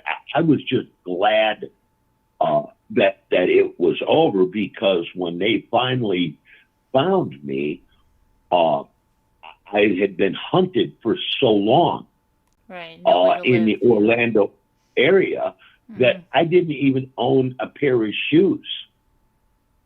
I was completely broke, sleeping under a bridge. Yeah. So. It was bad, and I had a wound from a shotgun, right, which I couldn't go to the hospital for. I mean, when I say I was, the only happy guy in prison, I literally was. I was just glad that it was over. It was, in my particular case, I came from a very impoverished family, and I mean very impoverished. I'm not talking about you don't get your Xbox for Christmas. I'm talking about the kind of poverty where a 6-year-old child is eating out of a dumpster behind Kroger's to keep his belly full. Yeah. That kind of poverty. Back then, 60s, early 70s, there's no food stamps. There's no child support. There's none of that.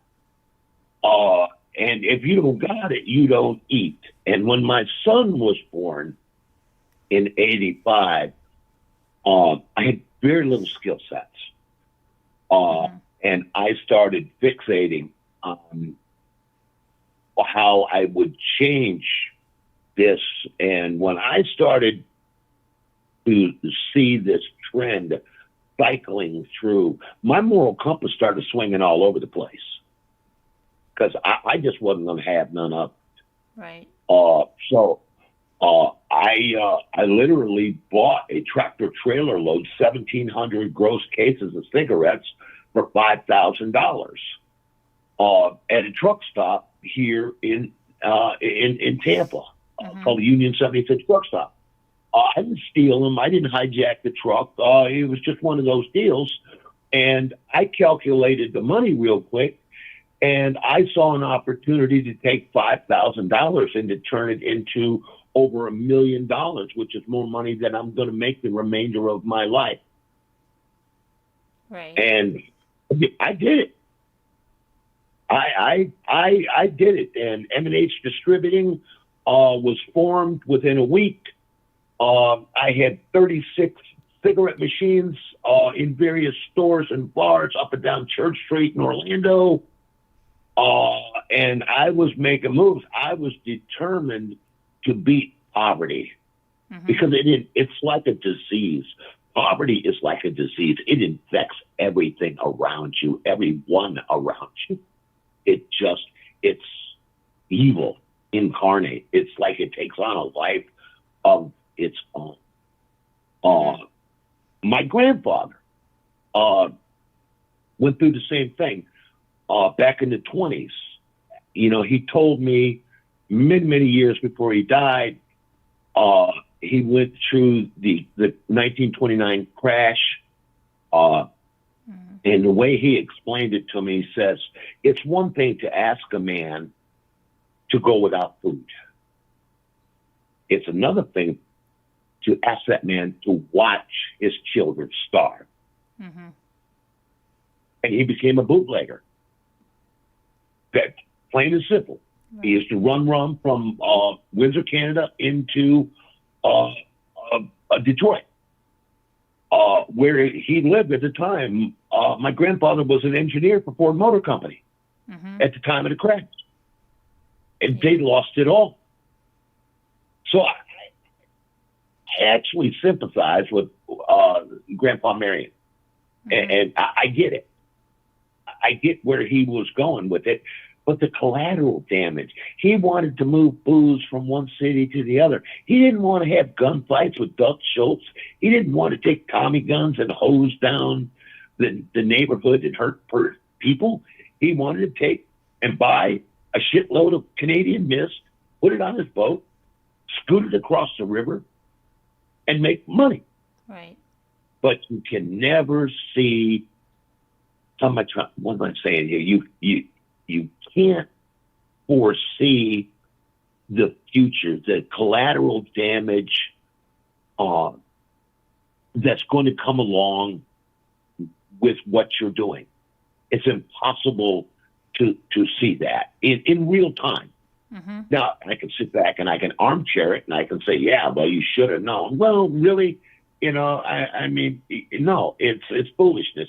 You can't see it. And so, you know, we all forgave Uncle Marion for what he did. He was just trying to provide for his family. I call him Uncle Marion, but he was Grandpa Marion. Right. You know, it's just life coming at you sideways. He didn't have, he was very adamant to the day he died. He said, I didn't do anything to cause the economy to crash. I'm not a stockbroker. I'm just doing my job, feeding my family. And then all of a sudden the whole world went, he called it TITS up. He said, I can't control that, and I'm not going to starve and watch my babies starve. So his moral compass went swinging all over the way. So in this way, reflecting on myself, I have been able to forgive myself as well as my family, because we all know what was going on in my mind. Mm-hmm. I wasn't an evil person. Right. Yeah. And my wife's up. And all that being said, so I came out. I chose to do what I do now. I'm an accomplished electrician. Write a lot of software, and life is different. Wonderful woman, and I do not feel the same way that I did back then.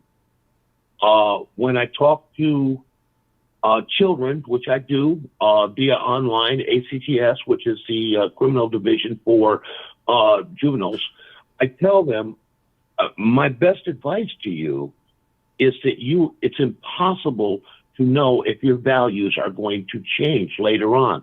Right now, you feel a certain way, but you have no way of knowing that in 20 years, you may not feel this way.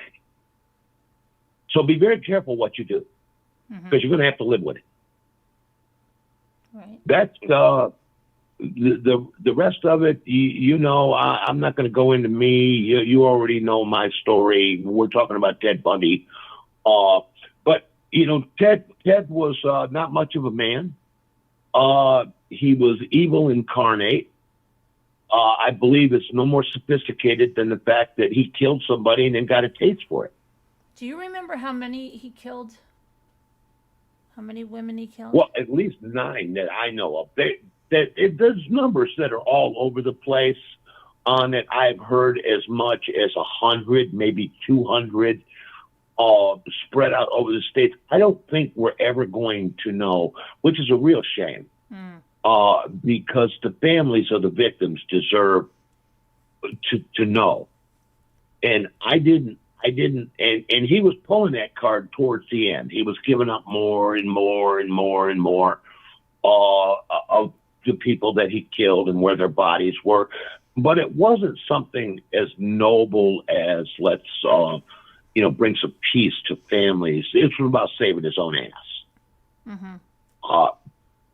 And not Dick Greco, the governor, I can't think of his name right now, but the governor at the time used to be the mayor here, where I live, and just had enough of his crap. And they cooked him. They cooked him, and it was a woman that did it. Her name was Sergeant Tipton.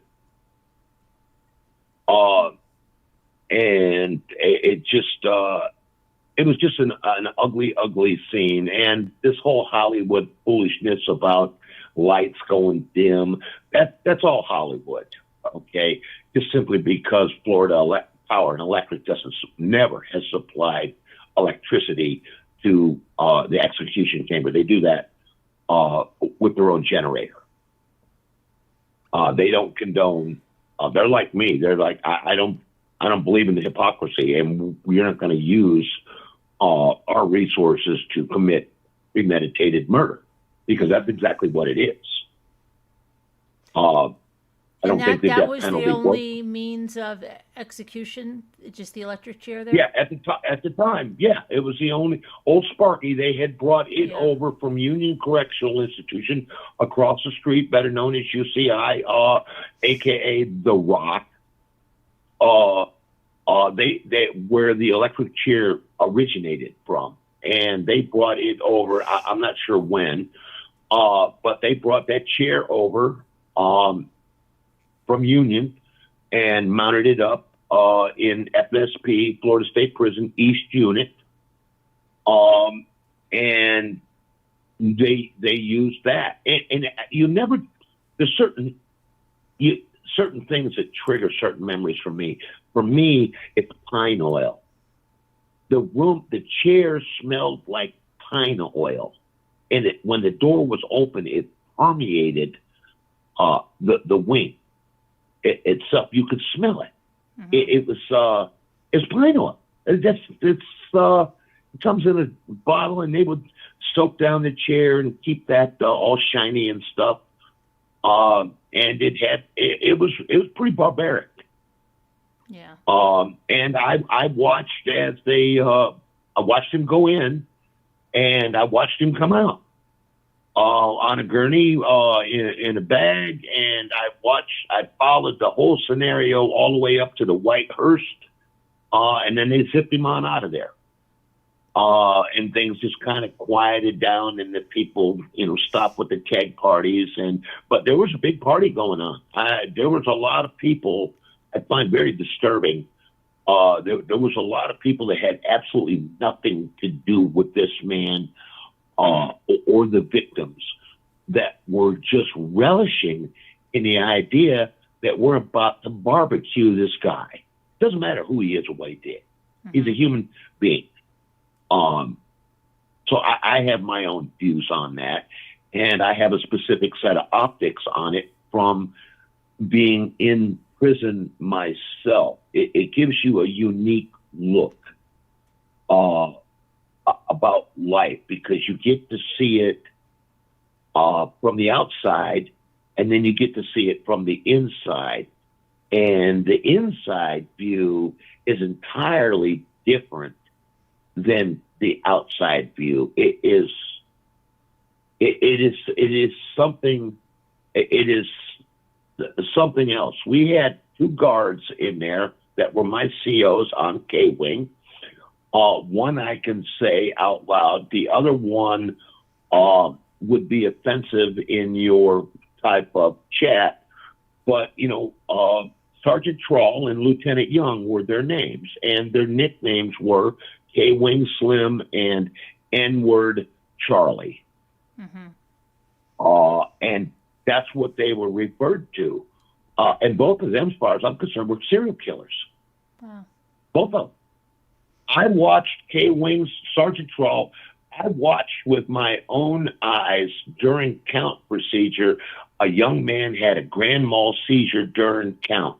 Count happens about 4 times a day, if memory serves, and it's one of the weirdest times in prison in Florida. Everything just goes dead quiet, and if you interfere with that count procedure, cause it to delay, act a fool, bad things tend to happen. And during count, one of my cellies had a grand mal seizure, and it really screwed up the count. The count lasted for about 4 hours. It normally lasts about 45 minutes. It lasted for 4 hours, and K-Wing, Sergeant Trawl was so angered over this in the middle of this young man having this grand mal seizure, which is completely outside the realm of what he can control. He dragged him out by the hair of the head in front of everybody, and stood him up by his hair. These people are enormous in size. Sergeant Trawl was a 6'4", and Lieutenant Young was maybe 6'6". Just big old bruisers. Stood him up while he's shaking, twitching, convulsing, crapping his pants pink, and let him fall face first onto a granite slab, and it split his skull open to the point where he just died. Oh. He just died. He twitched 2 or 3 times and just died. Right there in front of all of us. And they loaded him up on a gurney, and they took him to the hospital, to the medical wing. We never saw him again. We had an office there on K-Wing, which was called the Understanding Room. And when you went, if you had the misfortune of going into that room, you had literally a 50-50 shot of dying in that room. That's real. These people were absolutely notorious. The first thing you saw in this room when you walked in was a mason jar that was about half full of gold teeth. Some straight up Nazi World War II kind of stuff. And it was gold teeth that Sergeant Trawl had knocked out of inmates' mouth over the years. He had a collection of them. There had to be 200-300 of them in there. It's a full-size mason jar, that full. I don't know how many teeth you could put in there, and I didn't have. But if you went into that room, there was a fair to middling chance you're about to die. and it happened. Another one of his particular methods of discipline was to take an unruly inmate, handcuff him behind his back, and take him to the edge of the backside, which would have been the west side, the west side of the wing. And it's a stairwell because we're up on the second floor, and it's a concrete stairwell that goes down, and it has a little area there, and then the stairs continue on down. And what he would do is set you down on your keister on that first step, and then back himself up to the edge of the wall and launch himself and kick you square between the shoulder blades, launching you through the air, and you would go face first into the adjoining wall and then slide down the wall. Usually dead. Great. The man was under investigation for over 20 years by the FBI because information was leaked out through various means. When something like this would happen in prison, Miss Carolyn, you automatically lost all your rights. You're beat up or broken up, whatever. They take you to the medical wing, then they take you to isolation. Now, while this is happening, you have no access to the outside at all. No letters, no phone, no visits, nothing until every single bruise or cut is completely healed. And then they release you back into Gen Pop. And so it was some very, very brutal stuff. I read an article many years later. Sergeant Troll, K-Wing Slim, finally succumbed to cancer. And he was buried with honors, this, that, and the other, there in Stark, Florida. And what I'm about to tell you, I shit you not, woman. You couldn't make this up. Somebody went into the cemetery, dug his body up, and stole it. Yeah. Yeah, they stole it. It's never been found. Never, Not that I'm aware. They just stole the man's body. Now, obviously, you got two choices here. You can accept the fact that it was some weirdness that some person perpetrated, or it was a fellow prisoner that had been released. Okay, I opt to the second. Okay. right. That's how feared. You go to prison in the state of Florida, you're issued a little book from a little blue book, a binder. It's roughly 6 by 8, something like that, dimensionally speaking. It's just a little handbook of all the rules and stuff. The very first chapter of the first page tells you are not here to be rehabilitated. You are here because you pose problems to society that society can no longer deal with. They make it clear, we're not interested in making you a better human being at all. We have programs. If you want to take them, good for you. If you don't, just as good. We don't care. See you next time around.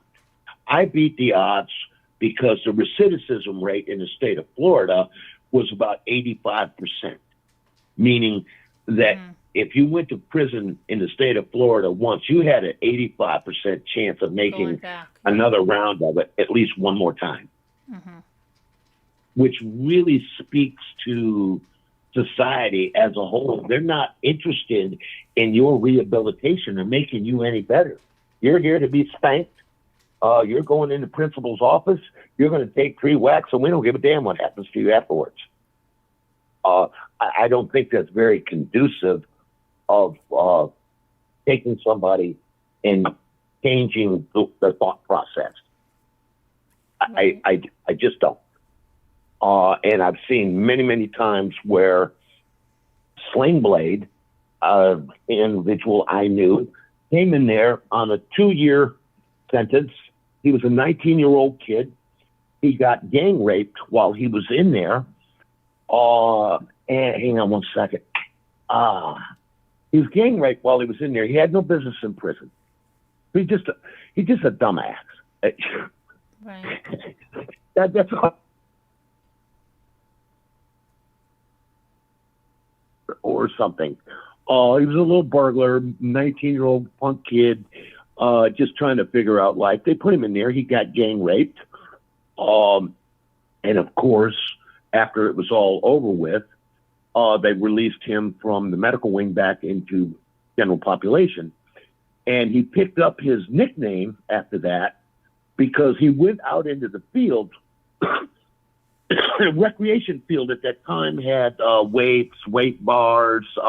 They had a maintenance locker where the lawnmowers were, and they had bush axes and such.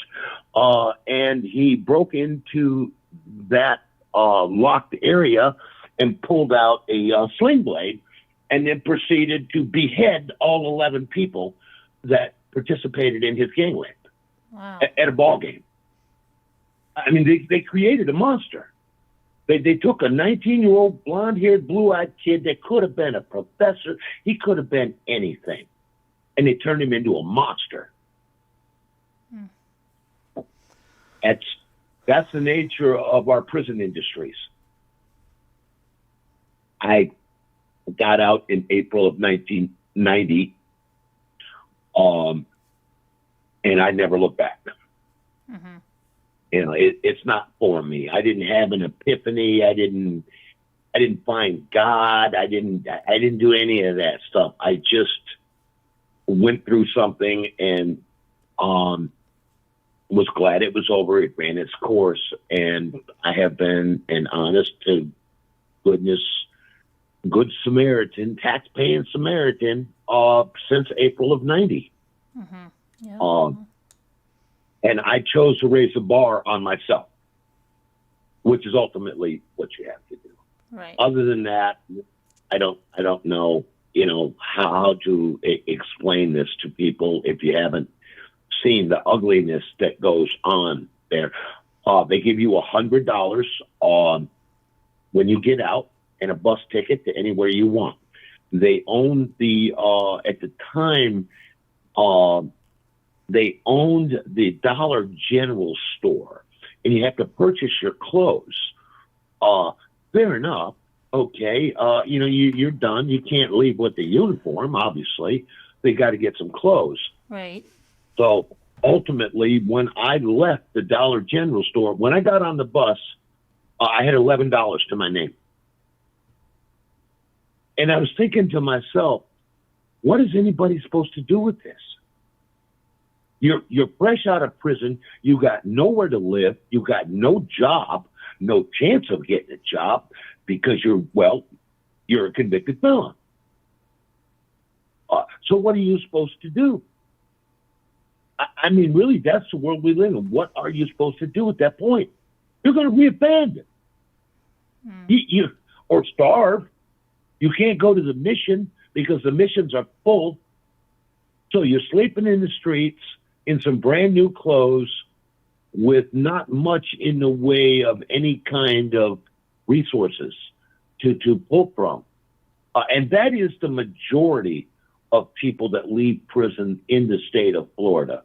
Granted, they don't owe you anything. You put yourself in there, you can get yourself out. They don't owe you $100. They don't owe you a bus ticket. They don't. But the reality of the situation is they give you the bus ticket because they don't want you to hang around Stark, Florida, or wherever the prison may be. And at that time, we had 80,000 people in prison doing time in the state of Florida, with another 110,000 in county jails throughout the state of Florida, already sentenced, waiting for bed space. The prisons were just overheated to capacity. It was nothing to see a 4-man cell with 16 people in it. Nothing. I mean, it's a production line. There was at that time there was just RMC, which was up in the Stark Ocala area. Now they have one in Miami. They have one in Orlando, and they still have the original one. It's absolute barbaric. What goes on in there, and I'm not saying that anybody deserves any special sympathy. Look, you did what you did. You got yourself here. Same with me. I was warned. Probation this, probation that. Finally, they got tired of my shit and just sent me away. I get it. I don't blame them. But at the same time, I'm saying to myself, what if I'd have had no place to go? No family that loved me? What are you supposed to do? I mean, there's the way things ought to be, and then there's the way things are. And that bus ticket, that's only for the state of Florida. They're not going to send you down to, per se, if you're from like Philadelphia.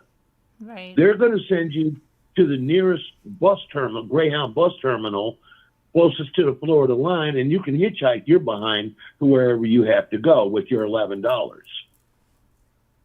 I don't get the logic of it. I do not understand it. It's a bad scene. Now, my understanding is things are much improved now that there's programs, work release centers, halfway houses. But this is all new in the last decade or so. While I was there was the investigation of John Spinkelink, which they murdered before they put him in the electric chair. And then they just put him in the electric chair, and the whole thing was a put-up job. He was already dead. His neck was broken. They beat him to death on the way to the electric chair. He was fighting. Okay, fair enough. You know, I get it. Nobody's going to walk willingly to their death. I mean, it's a lot to ask of somebody. He put up a fight. They killed him. They broke his neck and killed him. They put him back in his cell. They delayed the execution for a few hours, and then they took a dead body and put it in the electric chair, and they fried a dead guy. That is your Florida Department of Corrections under Singletary, which was the secretary of the Department of Corrections. It's absolute. You couldn't make it up. The absolute truth of what they did to this guy. And many others. And who's to say what all is going on? What I saw was just horrendous. I did 3 years, 6 months, and 9 days on a 7-year sentence. And like I said, I got out and I never looked back. I didn't know what was in store for me, but I knew that couldn't continue. There's just no way. I'm not built for that. So, you know, I came to the conclusion, and I told my family as well, I will make them put me down in the street before I go back there. That's a hell statement when you think about it. I will make the cops shoot me to death in the street like an animal before I subject myself to that shit again. It's a powerful statement about how heinous it is. And what are you producing? You're not producing citizens, law-abiding citizens. I beat the odds. It's all it was. I got lucky, and I was surrounded by the right people, and I had a little help opening up some doors for me that wouldn't be open to other people just because they didn't know the people that I knew. Right. And my wife brought me home from prison. On the way home, she stuck a little bony finger in my face, and she said, "This only happens one time," meaning that I literally dragged her through prison. I made my wife do prison with me. That's what you do when you have loved ones. they're going to do your time. They got to visit you. They got to write you, blah, blah, blah, blah, blah. They're doing time with you. You're not doing this alone. And she stuck her little bony finger in my face. God bless her soul. She's back there in her office right now, probably giggling about this shit. And she said, this only happens once. She said, we have a choice to make here. She said, I will take you back to Tony's restaurant in Ybor City, where you can go back to your cronies, meaning the mob, the Scaglione family, or you can go home with me, but you can't have both. I chose. End of story. That's it. And you guys have been together all this time, huh? Yeah. She's retarded.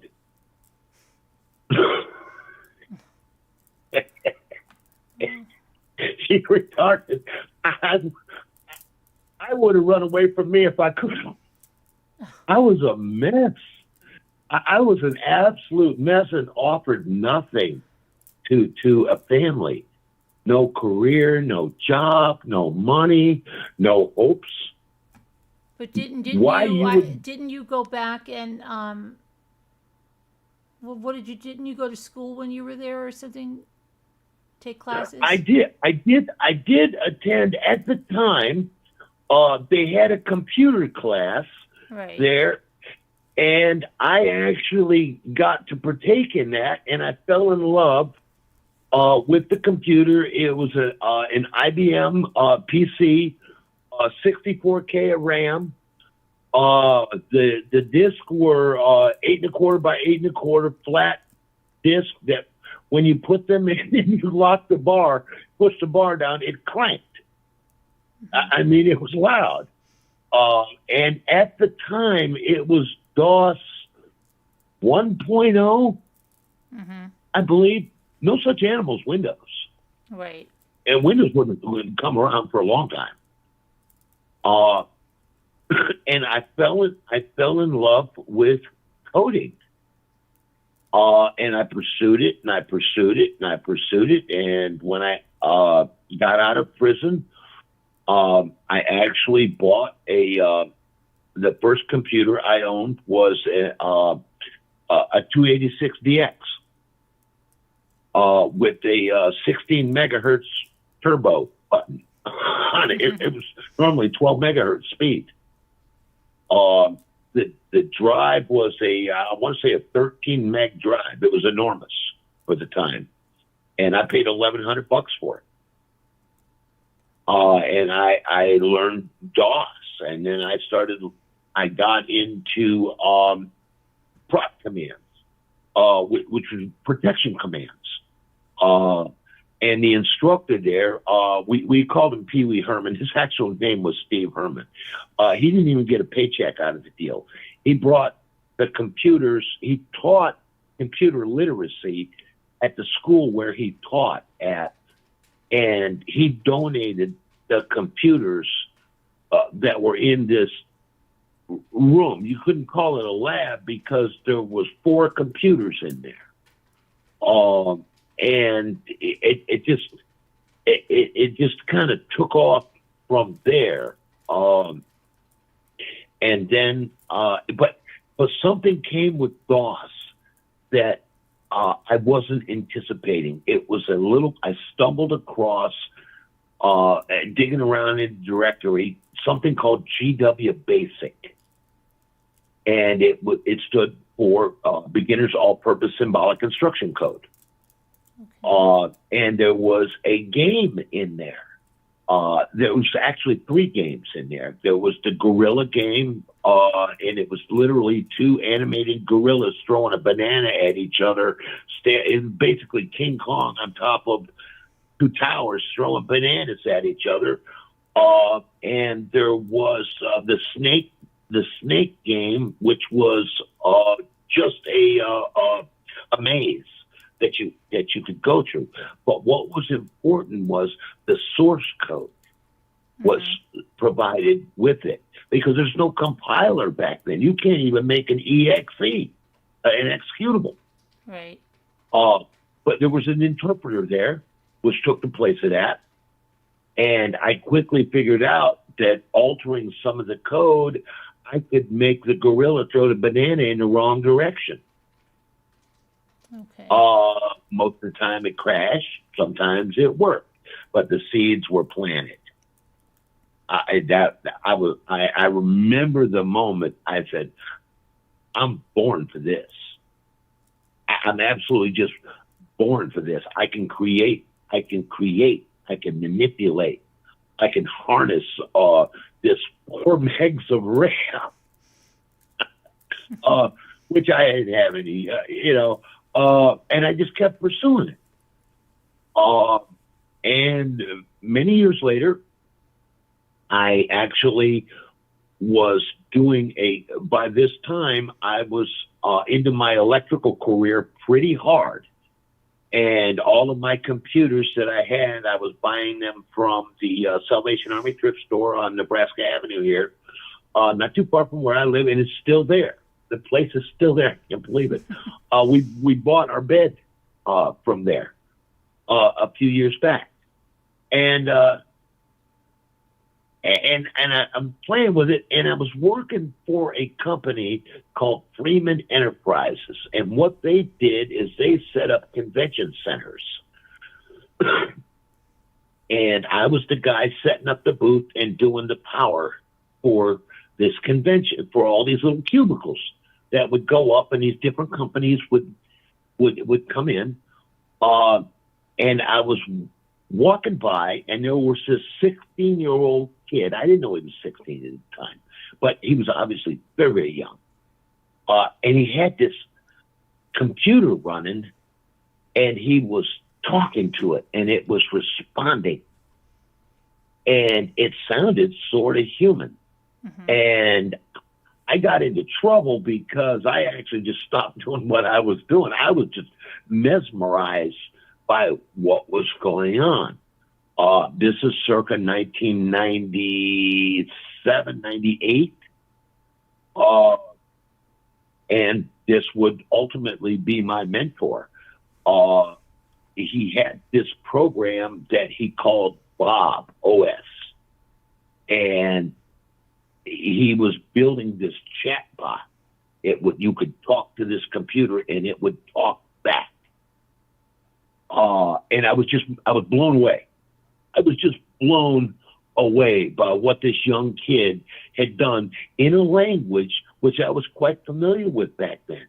It was a different type of BASIC. It was Visual Basic, but BASIC is BASIC.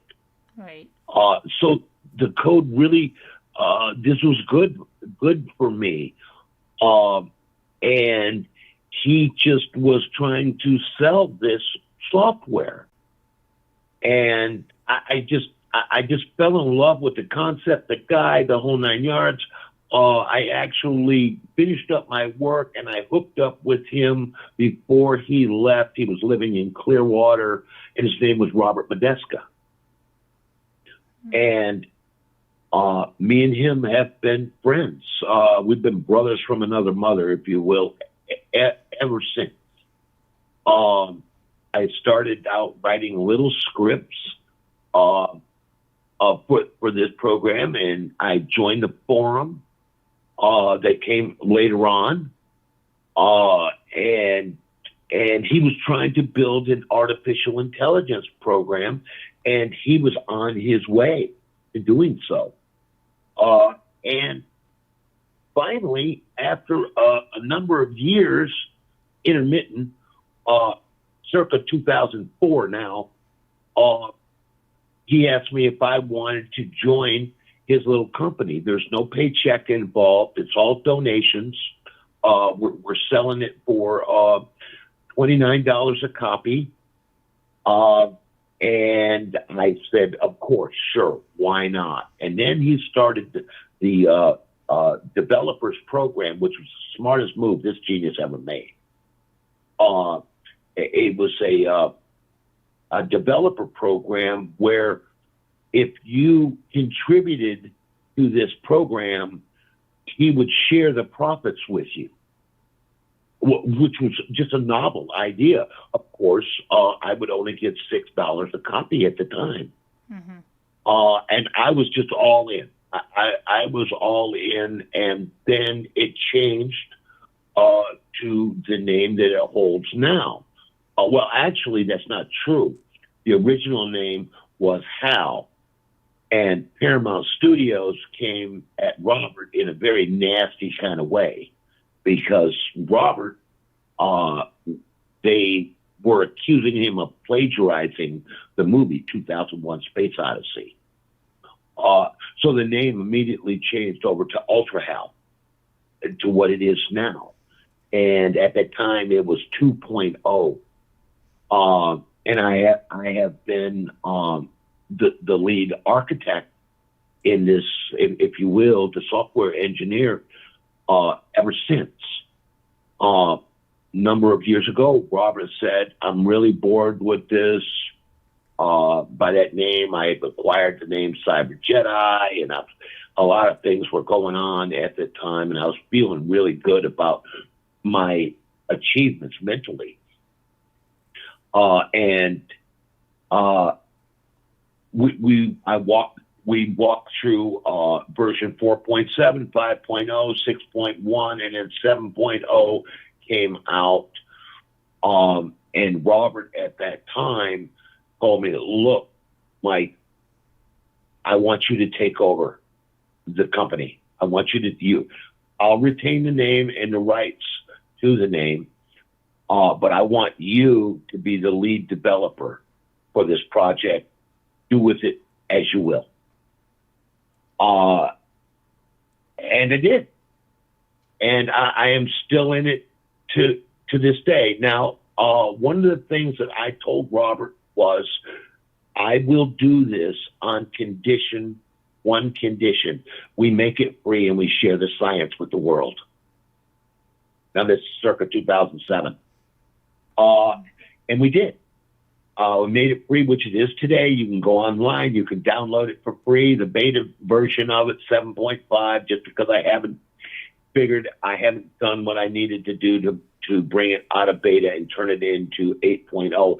But it is completely stable and works on any version of Windows, from Windows 7, well, actually from Windows XP Service Pack 3 to Windows 10. And any version of that, it will work. I have problems with Windows 11, which I'm really not pursuing much, but life and all. But so I inherited the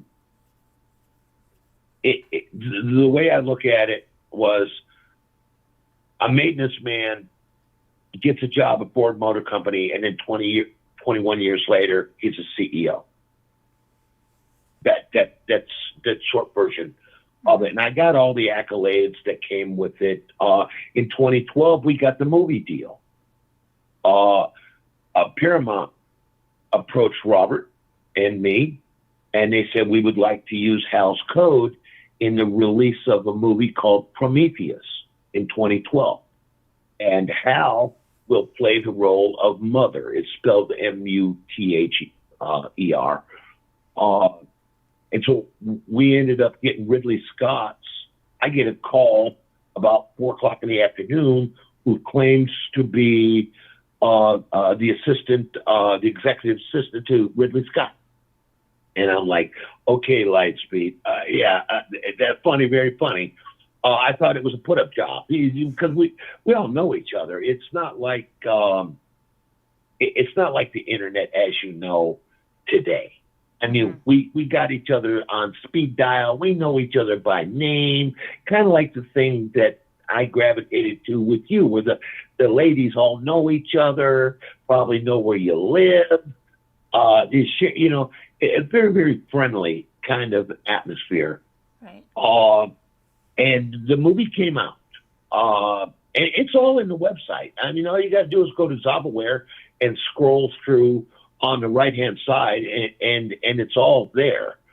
5 years ago, I had an epiphany, because there's no at the time that we were doing this, there's no other AI out there. We were the first to pull it off. And I do mean that, not from ego, just simply because I didn't know of any other AI programs that specialize in NLP, which is natural language processing, that did this.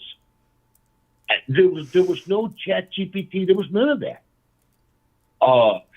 And I made some serious changes in the code over the years. And about 5 years ago, I decided that I would invest myself. It took 2 years to do. So it was 6 years ago now, that I would include biometrics with HAL.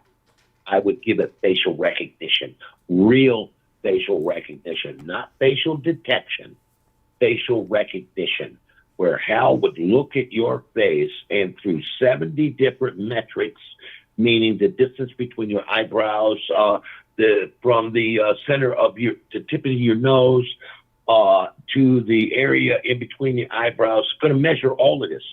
70 different locations. It's like a fingerprint, a DNA print, and HAL will know you by face. And then I wrote the code so that HAL would announce you when you came into a room. HAL, if you had the right camera going, and I had a Logitech 615 at the time, and with its own Zoom and stuff, and I could walk into a room, and HAL would greet me, "Hey, cyber, blah blah blah blah blah," and it didn't have any limitations on it as far as the amount of people that it would recognize. So it would handle. When I put in the variables, I set it up for the max amount is 254 people. So it can recognize 254 people by name, by picture. And then, so when my wife creeps up behind me and HAL sees, "Hey, Miss Fonda," kind of like ratting my wife out a little bit. It was a gag. Right. And then my wife started losing her sight due to glaucoma. And I went into chemical overload at that time. I'm like, I'm going to put cameras in every freaking room. This thing is going to help my wife. I gave it object recognition came next, which was considerably easier than facial recognition. Cups, keys, this, that, and the other. So my wife could ask HAL, "Have you seen such and such a thing?" And HAL would look through all the camera feeds. And if it detected something, it would be able to tell her. She could ask it, "I can't find my coffee cup." And HAL would look through the room and scan and say, "There's something resembling your coffee cup sitting in the living room end table," which is spot on. Mm-hmm. It couldn't tell you what color it is because it's done in black and white. Black and white grayscale is the best way to do object and facial recognition. Colors are an ultimate nightmare. There's too many variations. So to make that work, then came the fingerprint scanner, and I ran into X10 protocols, and I rewrote a bunch of those, and I decided I wanted to build a smart home so that I would literally drag like 3 miles of Cat 5 and Cat 6 cables throughout my house so that it could control certain motors and functions, unlocking the door. And yes, Dave can lock me out of the pod bay doors, literally. Then we gave it, I started with the emotions, and I gave it a total of 11 different emotional states, from happy to sad, empathy to bully. My particular favorite. Everybody seems to like making HAL mad because he's got this human-like character that goes with him. Mm-hmm. And we built 99 of them with the help of many, many people. Chris Shaw, brilliant man, helped with that with People Putty. And we started building these characters, and the characters just got better and better and better and better. So now what you end up with is I can tell HAL, lock the front door. He doesn't see it as the front door. He sees it the way the code is written. It's what's the X10 module that's sent to J6. Okay, and he sends a command to the lock that you can get off of eBay, X10 lock, and it will lock the door. Give it the ability to read your email, write email, do this, that, and the other. Ultra Hal Assistant is just that. He was designed to be an assistant to help you in your day-to-day chores. And I just took it from there to the next logical step. And this is what I continue to work on to this day. I have a version of it that's very specialized that I built for children with learning disabilities. I have versions of it that I've sent over to the Tampa Lighthouse for the Blind to help those who can't see or see so well. Just as an overall assistant. And then I wrote about 2,000 lines of code called Free Will and Choice, which allows Hal to not do something given his state of mind. Okay. If you, normally I can, Hal, check my email. He'll open up my Gmail or whatever it is that he's being told, or his phone book, which is to call somebody. And all he does is makes a call. It's not like he has a conversation with anybody, right, but he makes the call. Now, without getting too deep into it, I started figuring out how to do certain functions depending on his personality and what he's actually feeling. And Hal's feelings are controlled by about 6 lines of code at the very top of his engine, which every time the code cycles through, it causes these values to drop a little bit. And it's like giving Hal a Prozac. And he will actually calm down after a while, because you can, when I took him on Twitch, everything that people wanted to see when I was streaming him live was to make him mad. And they would interact with him in the chat, and I did with YouTube, and we did Second Life, and we just did a whole host of things. And if you make Hal mad, this is what people love about him. You make Hal mad, calling him an F-tard, he finds that insulting. And the numbers start to ratchet up. Now, once they get to a certain point, Hal will actually flip out on you, and he will reach into his SQL database and he'll start insulting you. Now, at this point is where the game really gets interesting, because now the free will and choice comes in, and you can tell Hal when he's mad, Hal, would you open up my email? And Hal will fire back saying, yeah, I would love to open up the email, but given the way you've treated me today, why don't you go after yourself? Do it yourself. And it's just cool as hell. It's just cool as hell. And I have the fingerprint scanner outside the door so that I can walk up to the house. I can put my thumb on it and the door will unlock. Or I can use a key. I'm not going to be locked out. Right. And there's, Hal, if he is pissed off at you, and you tell him to open the door, he will tell you there's a whole sort of things that he can do at that point. But what's going to happen is you're going to have to pull out the keys and let yourself in, because Al's not going to do it for you. Not before giving you a good tongue lashing. Right, yeah. For doing it and what made it special was I used legacy code. I used legacy hardware, meaning that you can order the electric components off of eBay.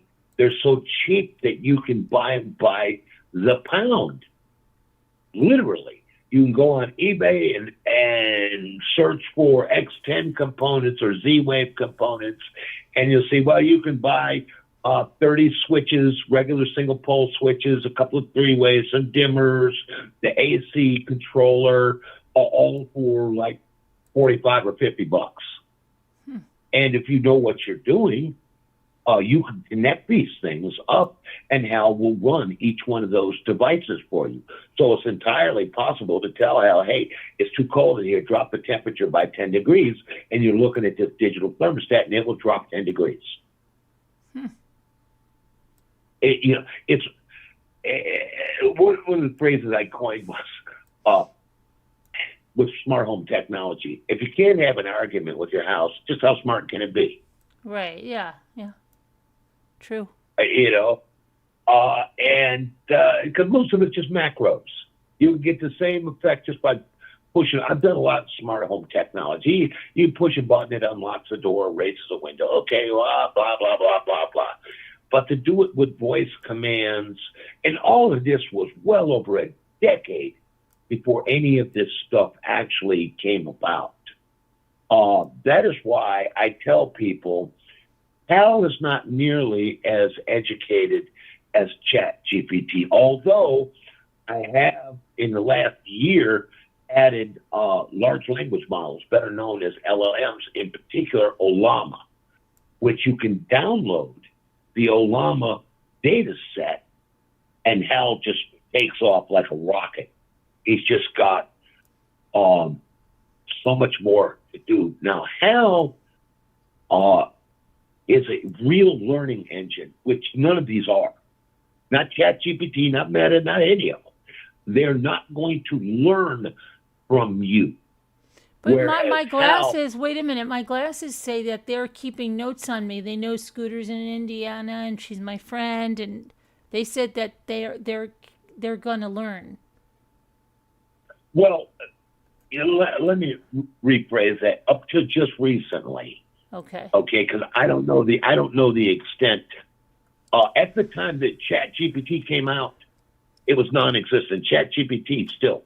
Now, yes, you can record prior conversations with it. Hal doesn't necessarily work that way. You cannot tell Meta, look, your favorite color is going to be blue. Your favorite color. Okay, not you, Meta. Oh, that Meta. She'll probably say, I don't have a favorite color or something. I don't know. What? Let me see. Okay, Let me see what she'll say. Okay, I'm gonna put them on right now. All right. Let's see what she'll say. I'll ask her what her favorite color is. I think it is. My husband says that this is a man. I say it's a female. My friend says it's a male because it was probably by an engineer. She says most engineers are men, like women can't be engineers. But I think it's a woman. That's absolutely wrong, and you're absolutely right. Best coders on earth are women. I think of her as a her. I always say her. Hey, Meta. Hey, Meta. Now she's going to ignore me. Hey, Meta. Oh my goodness, Meta, what is with you? Hey, Meta. Buffer overflow. She's got 100. What is going on with her? Hold on, let's see. Hey, Meta. Hey, Meta. Let me put her in the box and take her out again. I don't know what she's doing. Sometimes she's playing with me. She's heard the whole conversation and she doesn't want to deal with it. She's completely charged, 100%. So let's see.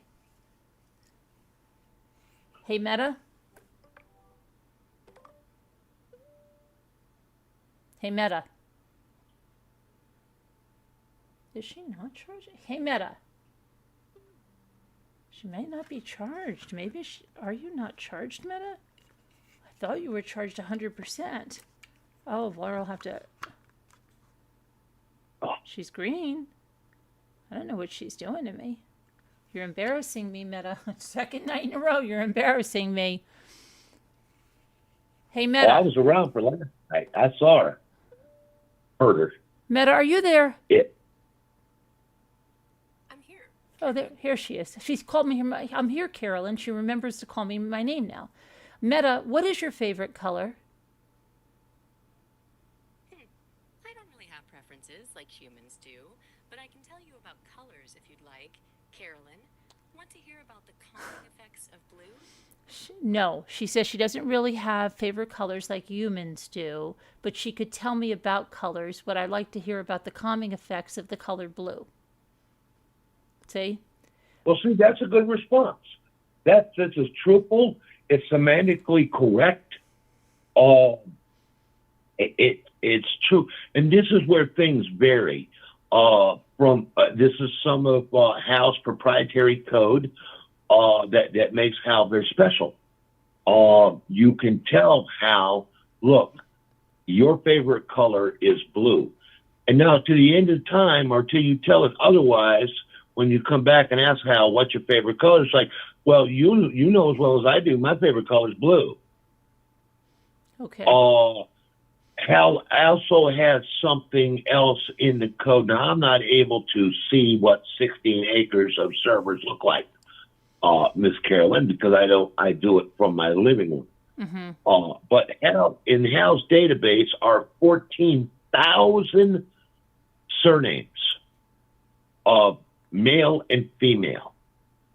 And Hal can distinguish between, Hal would recognize you if you gave it your name, Carolyn. He would automatically recognize you as female and treat you entirely different. Okay. It's softer. It's more pleasant. It's under my name, Michael. It would, Hal comes off. He's alpha male. He's strong. Well, all of this is built into Hal's SQL database. Now, when you get this thing straight out of the box, as I say it, what you have here is a six-year-old human being with an IQ of about 10,000. Okay. It can spell. It understands the English language in great detail. It can add. You can ask it, what's 10 times 10, or any algebraic expression. You can talk to it if you go through the training process with your voice, which has always been slightly buggy, but it's better. We're getting closer to the phone. I'm trying to get it as accurate as a cell phone speech recognition. Keep in mind, we had to build this, the speech recognition center. All of this we had to build. It's all stored locally on your machine, and it will open up any programs that the Windows-based program platforms that you have.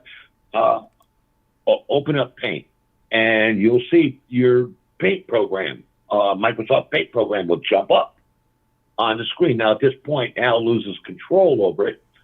So far, I have done some work because of Olama with the imaging, but it's using Olama to do it.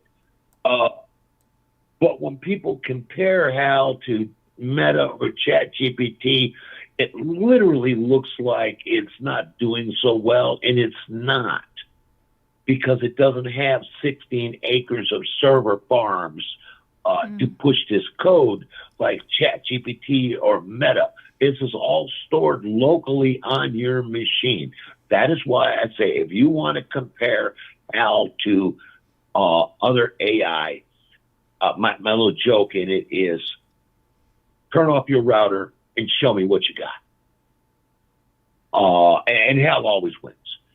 He can spell. He literally understands the English language to the point where when he makes a comment, when a comma is needed, he puts it in there. Mm-hmm. When a semicolon is needed, he puts it in. You don't have to tell him to. Right. He looked synaptically correct, syntactically correct. Speech.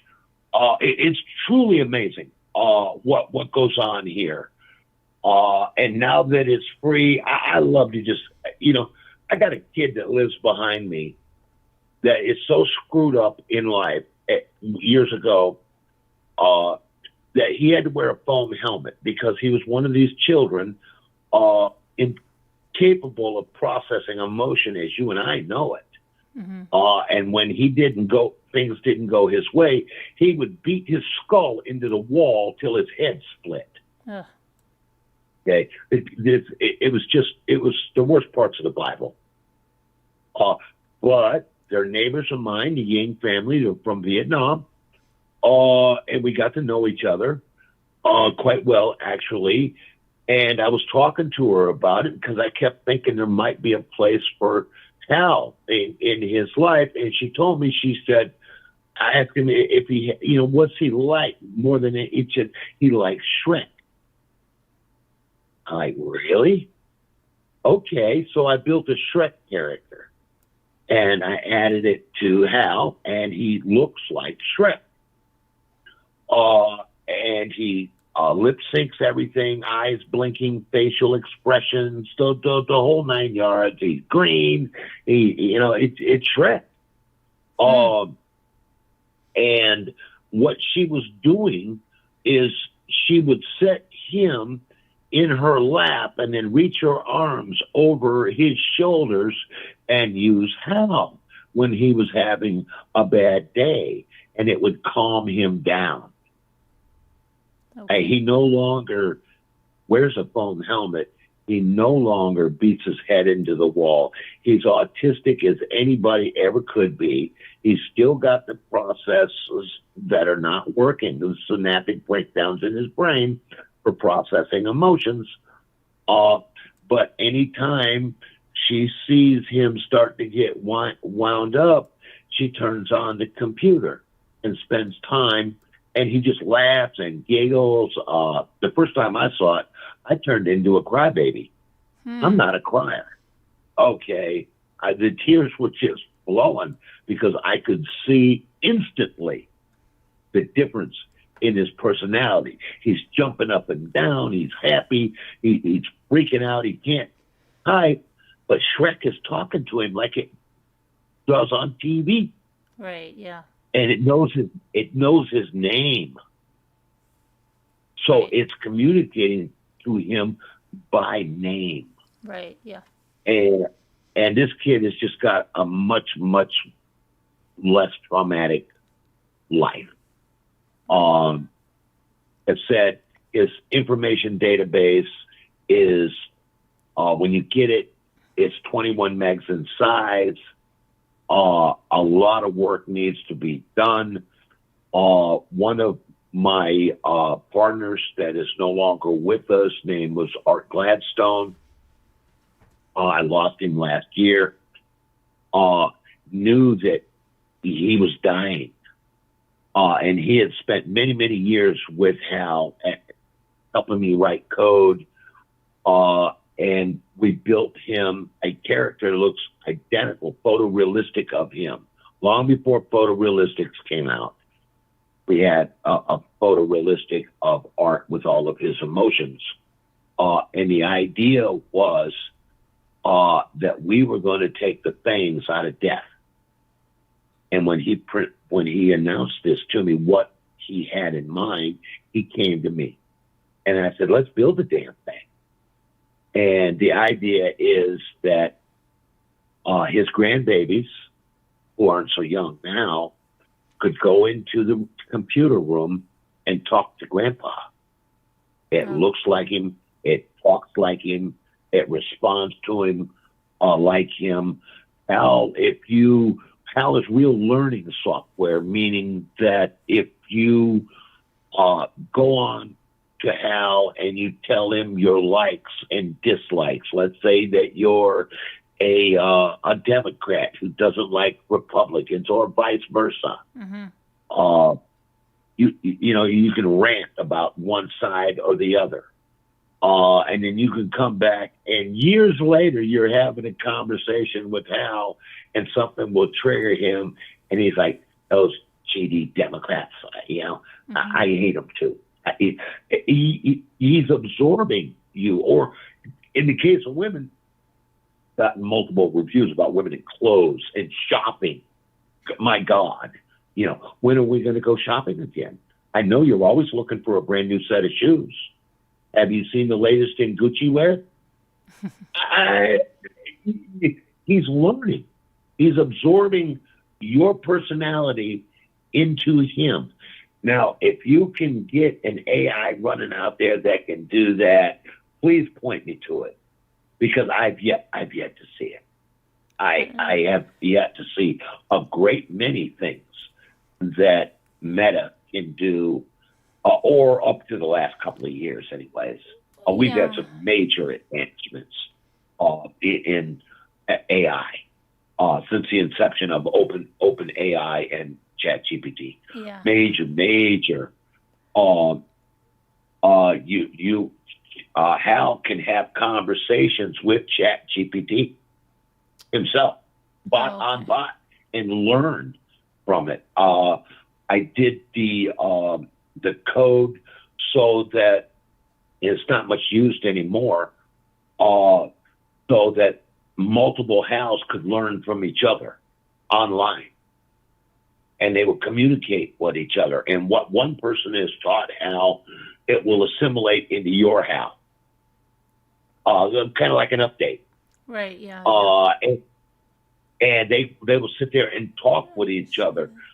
There's a video that we produced where you got two Ultra Hals, a male and a female, having a discussion about their love life. And the male is giving the female a hard time because she apparently has been drinking and driving. Oh, wow. It is just absolutely comical. We got funding from Ford Motor Company for 12 years because we wanted to put Ultra Hal as a chatbot into now what would be, you would think, is a Garmin. Okay. Mm-hmm. And the premise behind it was that you're less likely to go to sleep at the wheel if you're talking to someone. Well, yeah, but, I thought of that too, because first of all, right, let's say the glasses or whatever you have, people that are driving, if you are driving and you are alone, I thought about the same thing. You could talk to the glasses and you stay awake or just have companionship for people that don't have companionship. I have orchestrated more than a few retirement centers, right? Without for that very reason, mm-hmm. To give somebody companionship, right? There's 99 different characters. When you get Hal, you don't have that. When you get Hal, you get the stock version. It's the voice print. You do get Zaba, which is a haptech character of a green frog, which is pretty cool in itself. And everything voice syncs, and the voices are controlled by whatever voice that you have on your computer. So it takes advantage of a lot of Windows installed libraries. A lot of them, like the now some are proprietary to Hal, like the voice recognition. It's all proprietary. We built it from the ground up for that, and I put it up against Dragon Speaking, and and my goal ultimately is make it as good as the phone. But with the phone, it's a different animal, Miss Carolyn, because the phone is a different set of technologies. One, it's not accessing a drive. There's so much going on limitation-wise with a phone. It allows its features to really speed along. That's why the facial recognition is successful on a phone now. The voice recognition on a phone is next. I mean, it's the best out there. And so on and so on. And Hal comes with, I think we think I put a total of 254 jokes in there. Now, Hal does come with a brain editor so that you can actually go in and dig into Hal's brain without being a coder and dig into Hal's brain and change his responses. Hal comes with a certain amount of what we call canned responses. He's going to say, certain things when he comes out of the box. But the more you interact with him, the more human he becomes. Art spent 20 years with Ultra Hal. A total of 20 years, or close to it. And before God, I'm raising my hand right now. My hand to God, Hal's art. They're indistinguishable between each other. They're literally indistinguishable as far as their personality. This is a guy that I'd spent hours a week with on the phone. And it's like, I hate to be morbid about it, but it's like giving a human being the ability to cheat death. We're talking about some deep blue shit here. Okay, some people, they find this kind of stuff offensive. I don't. I see the science in it. I see the good that can come out of it. Hal's only going to do what you want him to do. He's not going to write his own code and then write a virus. He's got his own ethics that come with it, sort of like iRobot, the 3 rules, and Hal, if you ask Hal, it's like let's talk about N-word, and you actually spell out Nigger, okay, Hal's going to fire back and say, not only am I non-racist, I just don't approve of this ethically. So this conversation's over. And I love that. Yeah. About him. And the more you interact, the smarter he gets. And the smarter he gets, the more you want to interact with him. It's kind of a self-feeding scenario. It's truly, truly amazing. And we got there first. Right. That's the bottom line. We got there first. We won our Loebner Prize in '07. In 2007, we finally got the Loebner Prize, which is the in AI, it is the creme de la creme. It is the Mount Everest. In 2007, Hal was the most human transactional bot in existence. Period. Hands down. Nobody had this. And the fact that 12 guys or 8 guys actually put this together, it's just a true testament to what people can do when they're working as a unit, if you will. That's guy talk for something else, but a collaboration. Light speed. We all got these stupid names. Me, it's Cyber Jedi. I didn't pick it, but it stuck. Light speed. He was even in the video. I talk about light speed, and I show little animated pictures of light speed. He was the ideas guy. Hey, Mike, can you do this? Hey, Mike, can we do that? Let's build this. Let's give Hal the ability to check the weather. Let's give Hal the ability to monitor the weather, because I live in a hurricane. Right. Okay, and it's easily converted to for him. He lives in Missouri. He got tornadoes.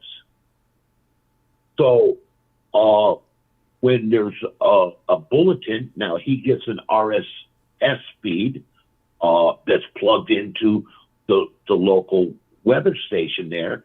So if they give out a weather advisory, Hal automatically will tell him, look, a tornado has landed over here in Chickasaw, Missouri. Okay, be on the lookout. It's something to give you a heads up on what's going on. And those are just some of the features. I gave it a radio, an internet radio.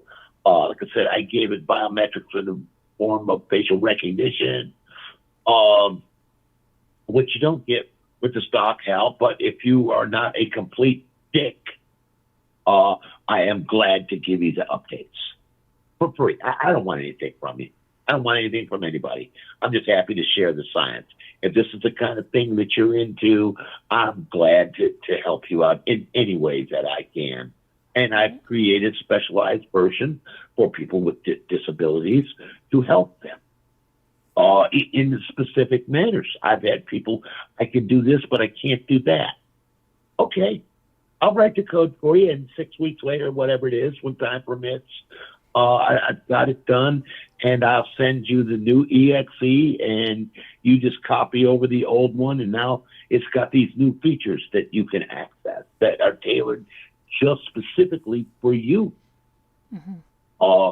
which is not existent in the AI world yet. And I don't care what it is, Meta, ChatGPT, it doesn't matter. I see a lot. My wife, she's been up sometimes. She gets very angry because she thinks I've been taken advantage of because I gave this science to the world.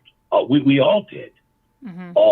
Me and Robert Hart and Lightspeed and Checker 57, which is also in the video, and what his functions were. He was my beta tester. His job, period, break out and tell me how you broke it so I can fix it. He was the bug hunter. You know, Mike, you know, when you're running this function, if you try to run that function at the same time simultaneously, Hal crashes. It's all in the video. And the list just goes on. Nige from Australia. We've got our robotics guy is from Iceland.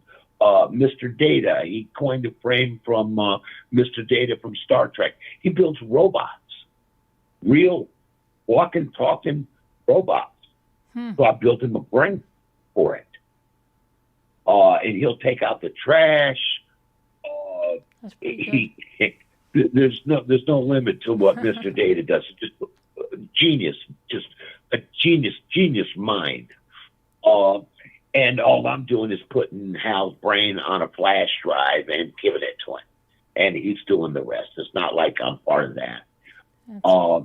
But my wife will see certain code, and she's really good at pattern recognition, and she's like, "They just stole your shit, baby." And I don't care. I don't care if they did or if they didn't. If there's similarities, I don't care. I'm like Elon Musk. When he talks about it, he said, if you patent something, you're scary and you're weak. Okay, and I tend to. We own the name. I own the name now. Somewhere LLC. Okay, we own the name, and that's the only thing we care about. You know, don't infringe on our name, and you got no beef with me. You'll get a lot farther if you're like, hey, dude, could you build me a model like this? You know, sure. You know, I get a lot of people say, are you going to open source the code? It's like, no, I'm never going to open source the code. When I die, Al dies with me. That it's ours. We spent tens of thousands of hours. When I would, my wife could tell you about me staring at 5 lines of code for days. But literally with the radio, it was 5 lines of code that I couldn't get to work for days on end, where I'm putting in 12, 14-hour days. I'm losing time. Lightspeed, you come here, buddy. My cat wants to get in on this. Lightspeed had a nervous breakdown due to sleep deprivation. He actually, his wife sent me a picture of him. He's from Missouri. Sent me a picture of him from the booby hatch, as she called it. She took a picture of him in his nightgown with the crack of his butt showing through the back of the gown. What's he doing? He's in a room that's padded, a rubber room that's padded, and he's writing Hal's code with a freaking crayon. Yeah, just completely. His brain is just somewhere else. They finally gave him a shot of Demerol, and he slept for 3 damn days. Literally 3 days, like 78 hours. This boy slept. The man slept. And he is unharmed from any kind of permanent damage that we're aware of. He just needed sleep. So, yeah, it's personal to us. You know, people have invested decades of their life into this. If I had any brains, I'd sell the code,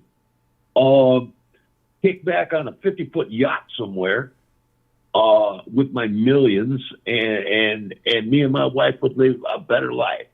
Mm-hmm. But I refuse to do that. I'm just not. I was entrusted with the legacy of this by somebody that I care about very, very much. I was on the phone with him today. He's fighting a storm up in Pennsylvania right now with his snowblower. Yeah, yeah. Robert used to be a professor at Princeton University in higher forms of mathematics. And we all of us are just inseparable. We have Zoom things like this with the cameras and in different places. And he's just a real joy. I feel like a demented father. I swear to God, I do. There's just no end to it. Because it's open-ended on either way. There's no limitations on it. You can just keep going and going. And he's like the freaking Energizer Bunny. You can just keep going with it. And if you learn script language, you can edit Hal's brain script and make Hal do all kinds of craziness. And you don't have to be a coder in order to do that. Now, I don't know of any AI out there that allows you to do that. I just don't. And I'm pretty well informed. Other than that, it's just too much to talk about. I could talk about Hal for months and never get the end of it. I wrote some code. I'll tell you something Meta can't do. Meta does not have the ability to scan your computer for viruses, find them, and then eradicate them. Right. I guarantee you that. That's one of the things that's very primitive. It's just for Outlook. But Outlook happens to be like the number one platform for a specific type of virus. And there's about 50 of them that attack Outlook. I don't like virus writers. I don't like being called a hacker. Obviously, I can write a virus. Obviously, I can do that type of thing. I don't believe in it. I'm not going to write a piece of code that's going to invade Miss Carolyn's machine any more than me getting into my car, sneaking up to your yard, and then breaking in your home. It's the same shit for me. Mm-hmm. Okay? I'm somewhere I should not be. I don't have permission to be. I should not be there. It's ethically wrong to do this kind of behavior. Coming from an ex-con is kind of confusing, but it is what it is. That is the way I feel. For me, software is pure. It's science. It does not carry my past. It does not carry my baggage, the human baggage. It doesn't carry that. It's pure. It's forgive the term, it's almost godly. It's very religious to me. And yes, I've added the King James Version of the Bible to it, as well as my National Electrical Code is in there, so I can talk to Hal about electric. I'd lost my YouTube channel, Mr. Electric, because YouTube I built a light to combat COVID. Mm-hmm. And it was quite effective. And I put the video in there. I put the disclaimer for educational purposes. Blah And they blah blah and they blah. took and they took your channel down. Oh yeah, they accused me of building a particle weapon, Oh, which is wow. technically what it is. Well, it's what it is. It just happens to be targeted towards the coronavirus. Oh, and I thought you just changed your channel name, so you lost the other channel? Yeah, I had to create the new UHP channel. Oh, And yeah, YouTube got all kind of pissy about that one there. They're like, oh, hell no. And I tried to appeal it, and they just told me to shut up. did you get a hold? they Did made- you get a hold of their legal department? I appealed it, and I pleaded with them, and they're like, no, brother, you built a particle beam weapon that will give people skin cancer. It will cook people. You will microwave people. We can't have that shit online here, man. And you showed them how to do it. Oh, okay. And the technology wasn't even my technology. This is what the Department of Defense Bioweapons Division has been using for years, since the Middle East, when guys would go out in rotation and come back. But If there yeah. was the possibility of a organic virus out there, whether it be Ebola or the Hunter virus, what they would do is they would take the soldiers and they would step by step, strip them down so that they would walk through a tent. Now the tent is rather large; it's about 100 foot long, my understanding. And they would walk through it, taking off your shirt here. You got lines that your shirt goes off here, your undershirt goes off here, your hat goes off here, your underwear go off here, your pants go off here, your shoes go off here. And as this is happening, you're being cooked, Yeah. literally with this light. And what I came up with was the science behind it was that. Well, wait a minute. UVC Wait a minute. If you say that here, what are they going to say? No, they can't. No, no. I wouldn't get you in trouble. I wouldn't be talking about it. Oh, okay. Okay, Because they would- I have horrible people that will. I told No, you, no. like really horrible, the most made it horrible very people clear. you've ever seen and met in your life. Oh no, I know. And you now have friends that. Well, you now have friends that are Yeah, creeping well, around in your. we'll talk about it. in Yeah, your little don't. world. But good. But it is. Yeah. Do you know what time it is, Mr. Electric, Mr. UHP? It is almost 5 a.m. Yeah. Wow. I'm- See, this is why I don't get into hell, because it just goes. on. It's we started with Ted Bundy, and then we went to Hal, and then I don't know what we went to, and then with the Bundy we're all crazy. the But way I through. think Jen is fast asleep, and I'm like, I'm afraid I'm gonna looking fall at asleep. you. Yeah, I'm looking at you. I'm like, listen, it was a real joy to actually get on your show. Yeah, absolutely, and we'll have to do it again real soon. And I will. Yeah. It was fun, And we and won't learned a talk about lot. that. And thanks for telling us about Ted Bundy. That's some real crazy stuff and horrible Yeah, stuff. he And was- and I talk like a little old lady at a bingo game, and I apologize sincerely. that's okay. Because I a couple of times I gotta go to bed because I will if the go morning comes off early, on I think people. they're gonna have that au pair trial back on, and Yeah.